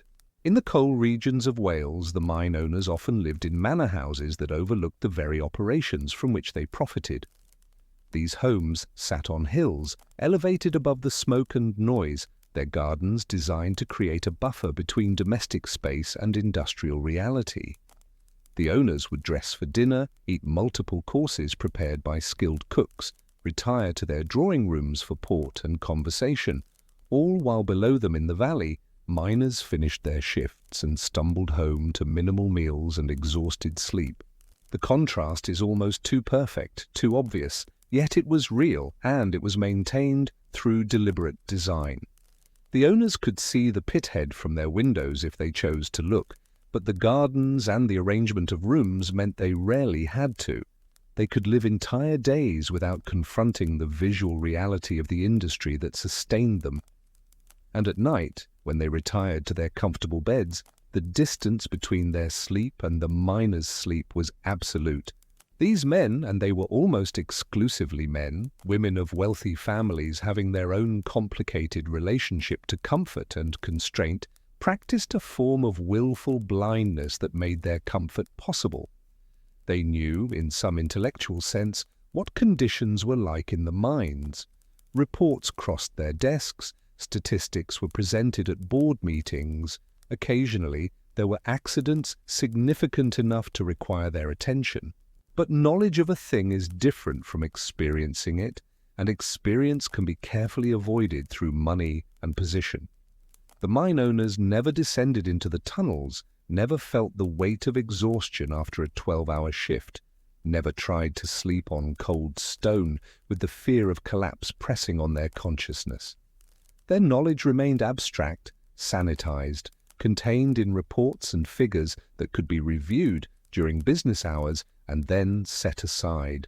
The wives of mine owners inhabited an even stranger position. They enjoyed the comfort purchased by mining profits, but were expected to remain ignorant of the details, to concern themselves with household management and social propriety rather than business realities. Their sleep was complicated by this enforced ignorance. They couldn't help but notice the contrast between their lives and the lives of workers they occasionally encountered. But acknowledging this contrast directly would have been a social transgression. Some of these women did charitable work, visiting the sick, distributing food baskets, organizing sewing circles that produced clothing for miners' children. These activities were encouraged as appropriate feminine concern, but they also served to reinforce the social hierarchy. The lady of the manor descending to help the poor was not questioning the system that created poverty. She was fulfilling her role within it, exercising noblesse oblige, while maintaining the fundamental structure that required her charity in the first place. At night, these women retired to their own comfortable beds, perhaps lying awake occasionally, with thoughts about the families they'd visited, the children they'd seen with signs of malnutrition or illness. But these thoughts were quickly contained, processed through the lens of charity and duty rather than justice or equity. Their sleep, like their husbands, was protected by layers of rationalization and social structure that made the existing order seem natural, inevitable, perhaps even divinely ordained. The children of wealthy families grew up in this environment of cushioned comfort, learning without being explicitly taught that their ease was normal, that other people's suffering was simply the way the world worked. They slept in nurseries attended by nannies, their nightmares soothed by paid caregivers, their rest protected by entire households organized around their well-being. These children would grow into adults who saw nothing strange in this arrangement, who felt their comfort was earned by virtue of who they were rather than by any labor they performed. Meanwhile, children in mining families were sleeping 3 to a bed in unheated rooms, their rest interrupted by cold and hunger, their days beginning before dawn to work in the mines alongside their fathers. By the time a wealthy child was learning Latin and taking music lessons, a poor child of the same age had already spent years underground, already had lungs beginning to damage from coal dust, already understood exhaustion in ways the wealthy child never would. The architectural design of wealthy homes reflected and reinforced these disparities. The servants' quarters were in attics or basements, far from the main sleeping chambers, ensuring that the labor required to maintain comfort happened out of sight and earshot. Servants slept on thin mattresses in small rooms, woke before their employers to prepare the house for the day, and retired after their employers to complete the final tasks of evening. Their sleep was bracketed by work, compressed into insufficient hours, always subject to interruption by bells, summoning them to attend to some need of those they served. The sleep of a wealthy mine owner was thus sustained by a pyramid of other people's wakefulness. Servants stayed up to warm his bed, to bank the fires, to ensure hot water would be available when he woke. Miners worked night shifts so that coal production continued around the clock, maintaining the profits that funded his comfort. His rest depended on others' exhaustion, his peace on others' labor, his security on others' vulnerability. This relationship was rarely acknowledged directly, but it structured everything. The elaborate rituals of bedtime in wealthy homes, the drawing of curtains, the turning down of beds, the placing of warmed stones to heat the sheets, required servants to sacrifice their own rest. The mine owner could sleep soundly in part because others were awake ensuring his comfort, the same way he could live in luxury because others were underground extracting the coal that powered the industrial economy. There's a philosophical concept called the veil of ignorance, proposed by John Rawls in the 20th century, but applicable to earlier periods. The idea is that if people designed society without knowing what position they would occupy in it, they would create fairer systems, not wanting to risk being among the disadvantaged. The mine owners of the 19th century suffered from the opposite problem, a surfeit of knowledge about their own position combined with successful insulation from the experience of others. They knew they were privileged, but encountered no circumstances that would make them question whether this privilege was just. Their sleep was never disturbed by the direct experience of what their privilege cost others. The connection between their comfort and others' suffering remained abstract, theoretical, easy to rationalize or dismiss. One could acknowledge that mining was difficult work while still believing that this was simply the natural order of things, that some were meant to labor and others to enjoy the fruits of that labor. The religious framework of the time often supported these views. Prosperity was seen as a sign of God's favor, poverty as evidence of moral failing or divine intention. A mine owner could attend church on Sunday, hear sermons about caring for the poor, donate to charity, and still sleep peacefully believing his wealth was both earned and blessed. The contradiction between Christ's teachings about the poor and the vast wealth inequality of industrial society was resolved through theological gymnastics that allowed the rich to feel righteous in their privilege. At night, in private prayers before sleep, some wealthy individuals might have asked God to bless their workers, to keep them safe, to provide for their needs. These prayers were sincere in their way, but they didn't include asking God to help them pay better wages or improve working conditions or question the fundamental structure that enriched some while impoverishing others. Prayer became another way to maintain comfort without confronting complicity, to express concern without taking action. The dreams of the wealthy, when they remembered them, were vastly different from the dreams of miners. They dreamed of social success, of business triumphs, of travel to exotic locations, of securing advantageous marriages for their children. Their nightmares, when they occurred, involved social embarrassment, financial setbacks, or loss of position, rather than physical danger or death. The content of their dreams reflected lives where the primary concerns were abstract and social rather than concrete and existential. Occasionally, perhaps, a mine owner might dream of the mines themselves, tunnels and darkness and trapped men. These dreams would wake him with momentary discomfort, quickly soothed by the evidence of his comfortable bedroom, his sleeping wife beside him, the security of his position. By morning, the dream would be forgotten or dismissed, not integrated into waking consciousness in any way that might change behavior or perspective. The separation between the sleep of the wealthy and the sleep of workers was maintained through physical distance, but also through psychological and social mechanisms. The wealthy did not socialize with miners, did not hear their stories, did not encounter their humanity in ways that might create empathy or obligation.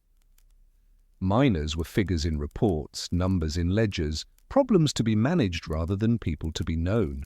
This distance was carefully maintained because proximity would have been dangerous, not physically dangerous, but dangerous to the psychological structures that made exploitation comfortable. If a mine owner truly confronted the reality of miners' lives, truly understood what his profits cost in human suffering, he might be forced to choose between his comfort and his conscience. The separation of sleep, his deep and peaceful, theirs shallow and troubled, was emblematic of the larger separation that made the industrial system function. In some mining towns, the geography literally reflected this hierarchy. The owners' houses on the hills, the managers' homes slightly below, the workers' cottages in the valley near the pit. At night, the lights in these different zones would reflect the patterns of life within them.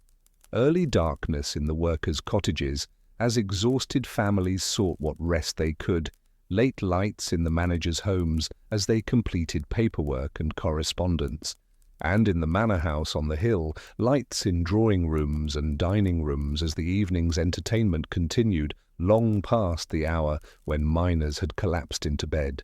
From the manor house, looking down at the valley at night, one might see the dim lights of the pithead where night shifts worked, and beyond them, the darkness of the workers' district where exhausted families slept. This view, the illuminated zones of industry and the dark zones of rest, perfectly captured the relationship. Workers' rest existed in the darkness between shifts, a brief absence of labor rather than a protected space of restoration. The technological innovations of the period often served to extend working hours and compress rest rather than to improve conditions. Gaslighting in mines meant deeper penetration and longer shifts, not safer work. Industrial machinery increased productivity demands rather than reducing human labor. The wealth generated by these innovations flowed upward, funding ever more elaborate comfort for the few rather than basic security for the many. In the bedrooms of the wealthy, meanwhile, technology served genuine comfort.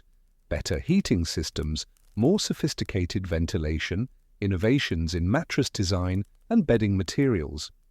The Industrial Revolution that made miners' work more brutal made wealthy people's sleep more luxurious.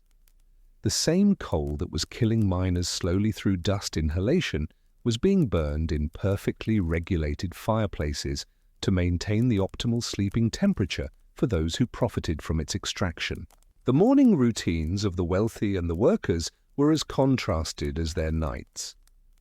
A mine owner might wake naturally to soft morning light filtered through curtains, a servant bringing tea or coffee at the precise time he preferred.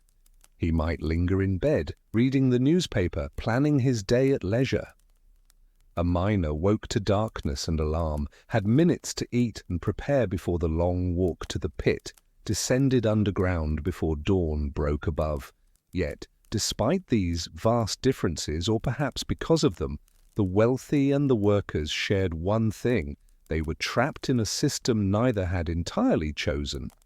The mine owner was born into privilege and trained from childhood to maintain it, his conscience shaped by education and social reinforcement to accept inequality as natural. The miner was born into poverty and had no real choice but to descend underground or starve, his exhaustion making it nearly impossible to imagine alternatives. Both forms of sleep, the restful sleep of comfort and the fitful sleep of exhaustion, were symptoms of the same system, different manifestations of an industrial order that concentrated wealth, distributed suffering according to the accident of birth. The mine owner slept well because he didn't question the system. The miner slept poorly because he couldn't escape it. As night fell across the industrial landscape, as mine owners settled into their comfortable beds and miners collapsed wherever they could find rest, a profound imbalance was being enacted in the most intimate human activity, the daily surrender to sleep. One group approached sleep as a pleasure, a restoration, a peaceful transition between days of meaningful activity.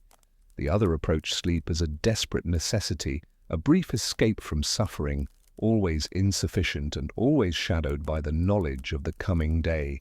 The darkness of night held both these forms of sleep, but it did not equalize them. A wealthy man in darkness was still in his comfortable bed, protected by walls and wealth. A miner in darkness was often still underground, or in a drafty cottage, his rest compromised by cold, hunger, pain, and fear. The same night sky looked down on both, but the experiences beneath it were so different they might have been occurring on different planets. History books often describe this period in terms of progress, the Industrial Revolution, the expansion of production, the creation of wealth. But progress for whom? The mine owners experienced genuine improvement in their quality of life, including the quality of their sleep.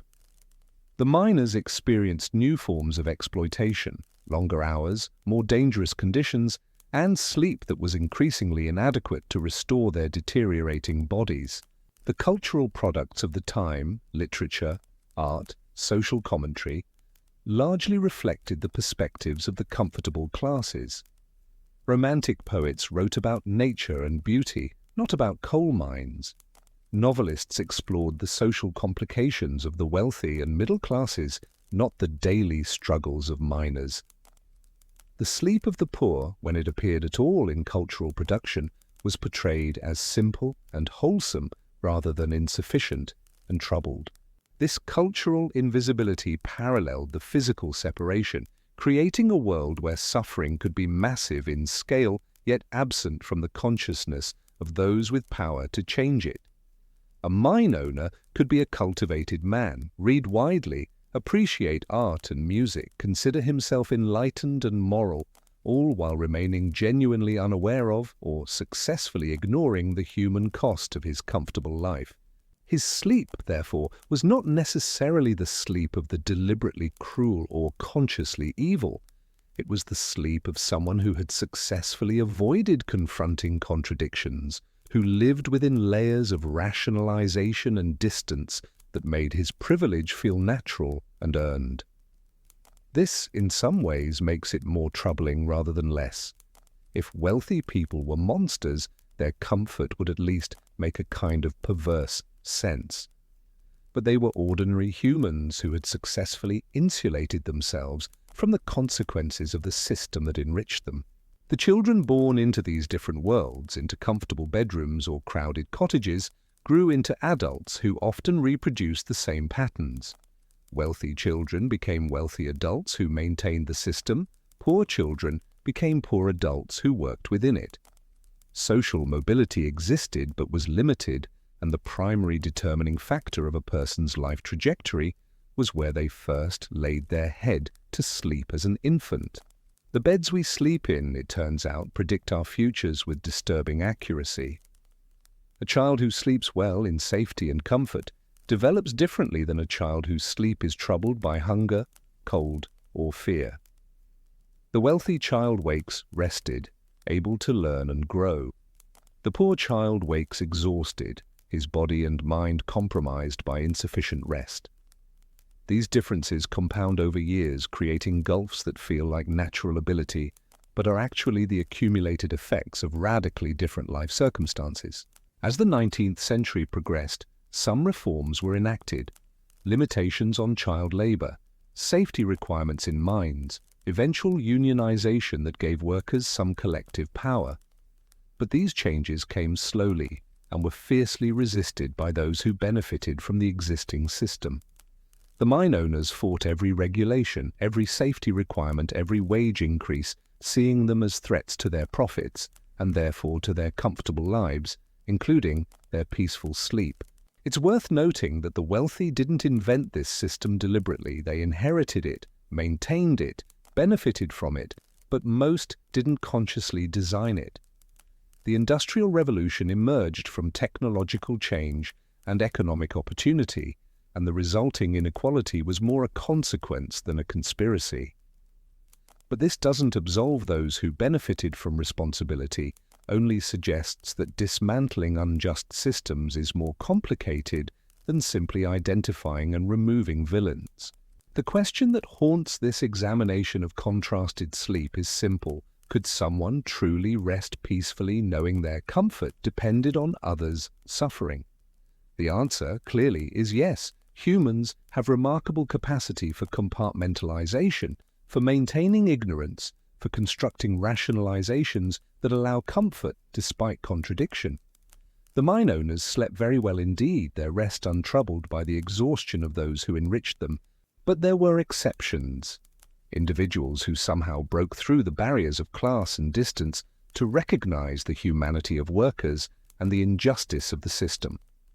These were the reformers, the philanthropists who went beyond token charity, the occasional owner who improved conditions at cost to his own profits. Their sleep, perhaps, was more troubled than their peers, disturbed by conscience and awareness. And there were workers who, despite exhaustion, stayed awake to organize, to fight for changes, to build unions and mutual aid societies.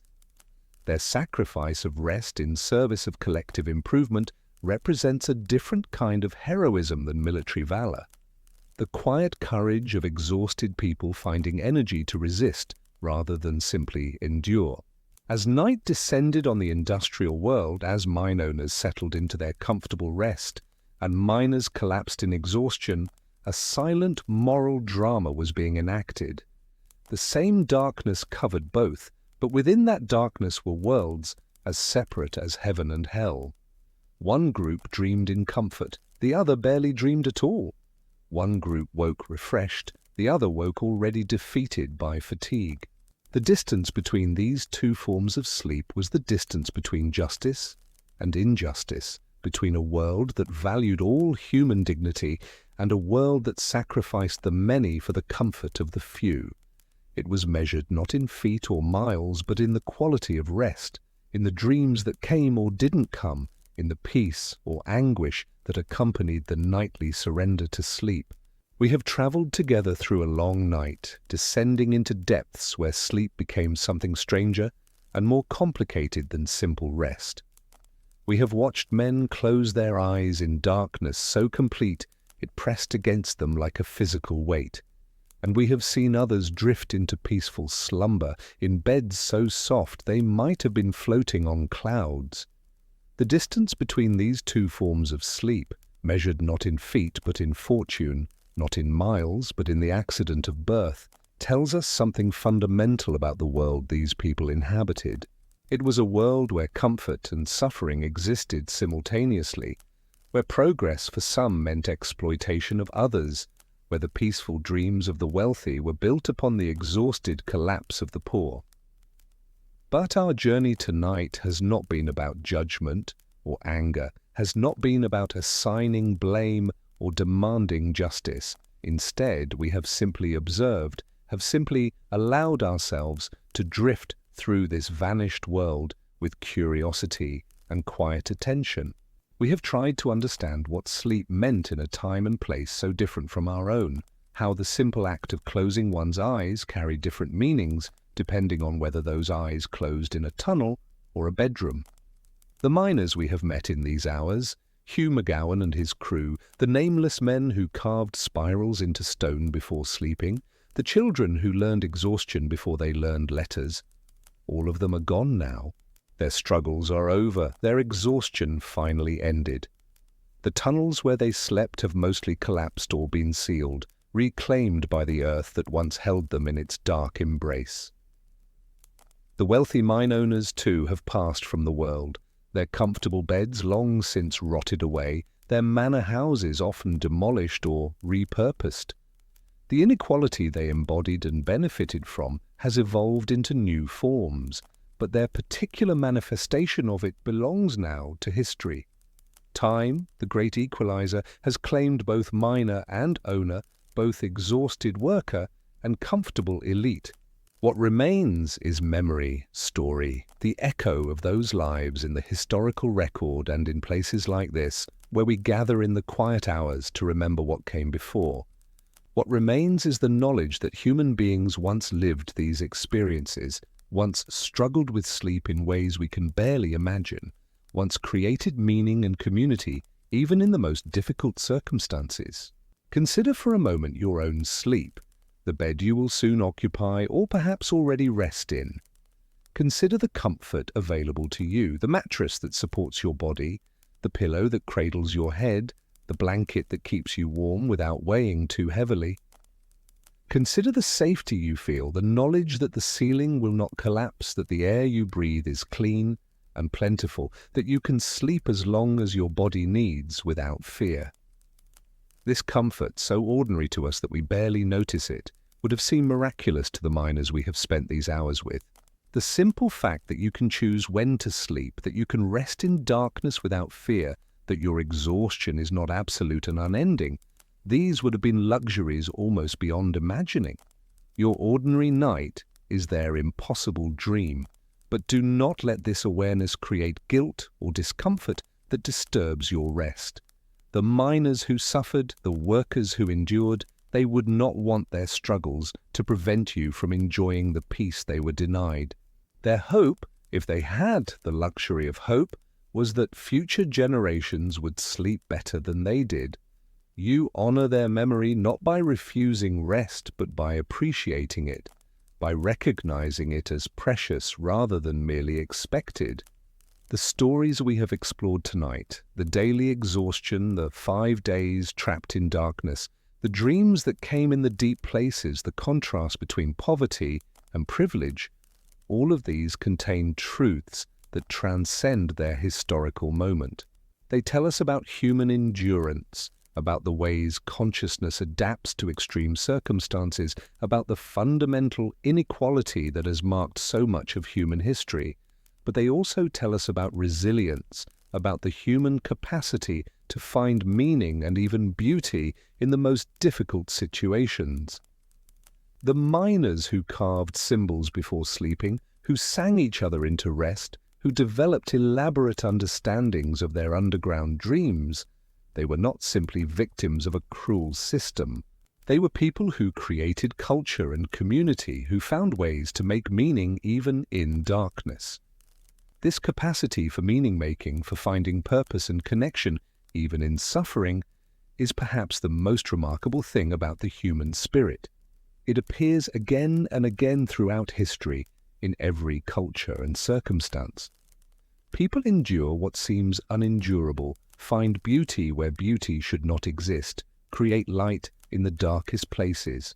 The sleep that came to miners in those deep tunnels was troubled and insufficient, but it was still sleep, still that mysterious daily death and resurrection that every human experiences, still that nightly voyage into unconsciousness and dream.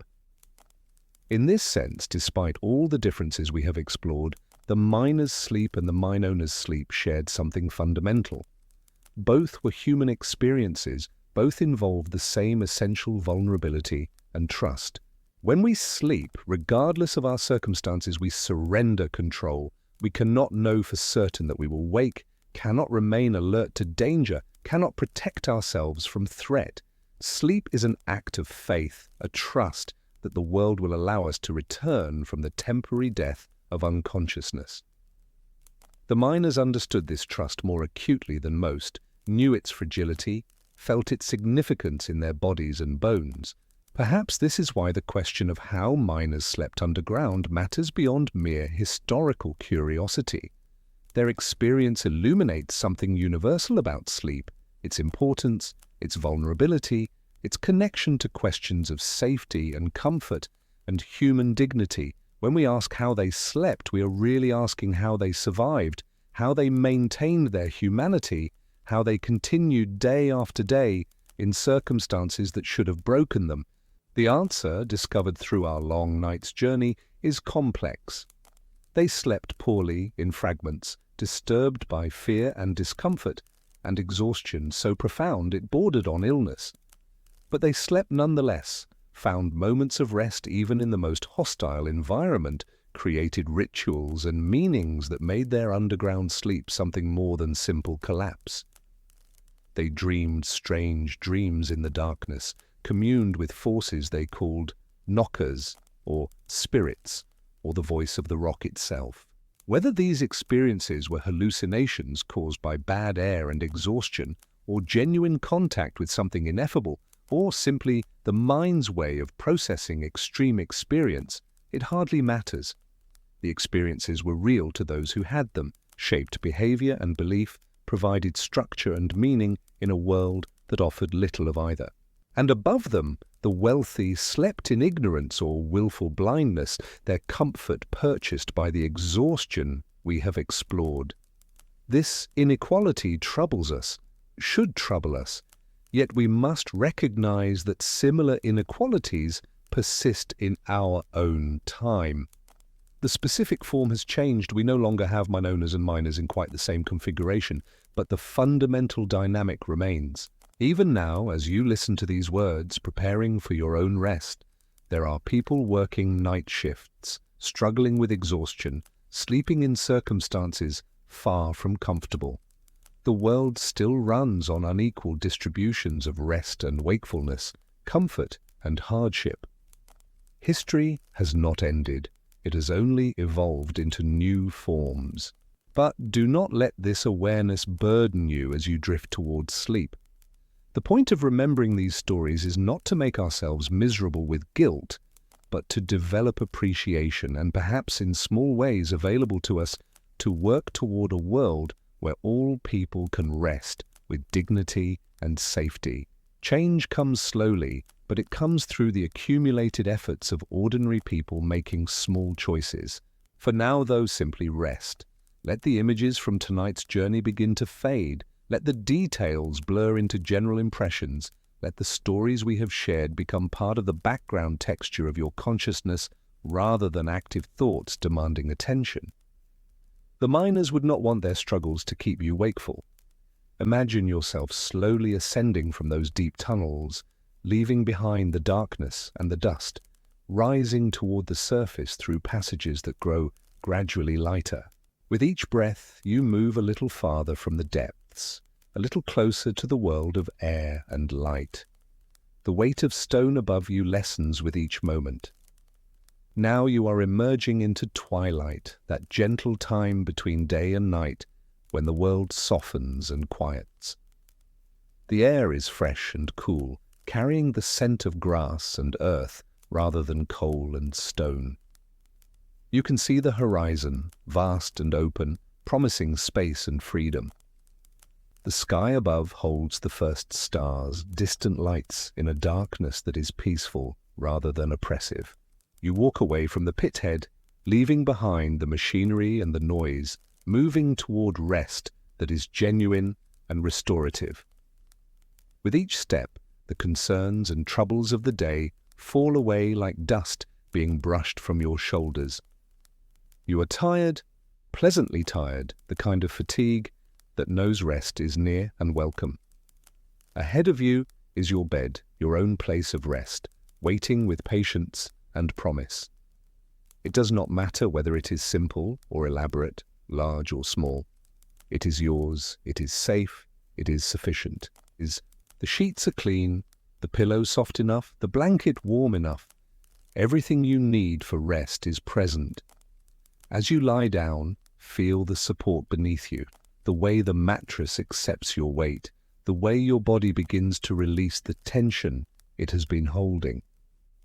Your shoulders drop, your jaw unclenches, your breathing slows and deepens. The muscles that have been working through the day begin to let go, to trust that they can stop now, that rest has truly come. The darkness behind your closed eyelids is not the darkness of the mind, it is simply the absence of light, the gentle dark that invites sleep rather than threatening it. In this darkness, you are safe. The air you breathe is clean and plentiful. The space around you is secure. The night will pass without danger or disturbance. Let your thoughts begin to drift now, to lose their sharp edges and clear boundaries. The stories we have shared tonight can fade into the background, becoming part of the general landscape of your mind rather than specific narratives requiring attention. They will remain with you in some form, enriching your understanding, but they do not need your active engagement now. Your breathing has found its own rhythm, slow and steady, like waves on a distant shore. Each exhale releases a little more tension. Each inhale brings a little more peace. You do not need to control this breathing, do not need to think about it.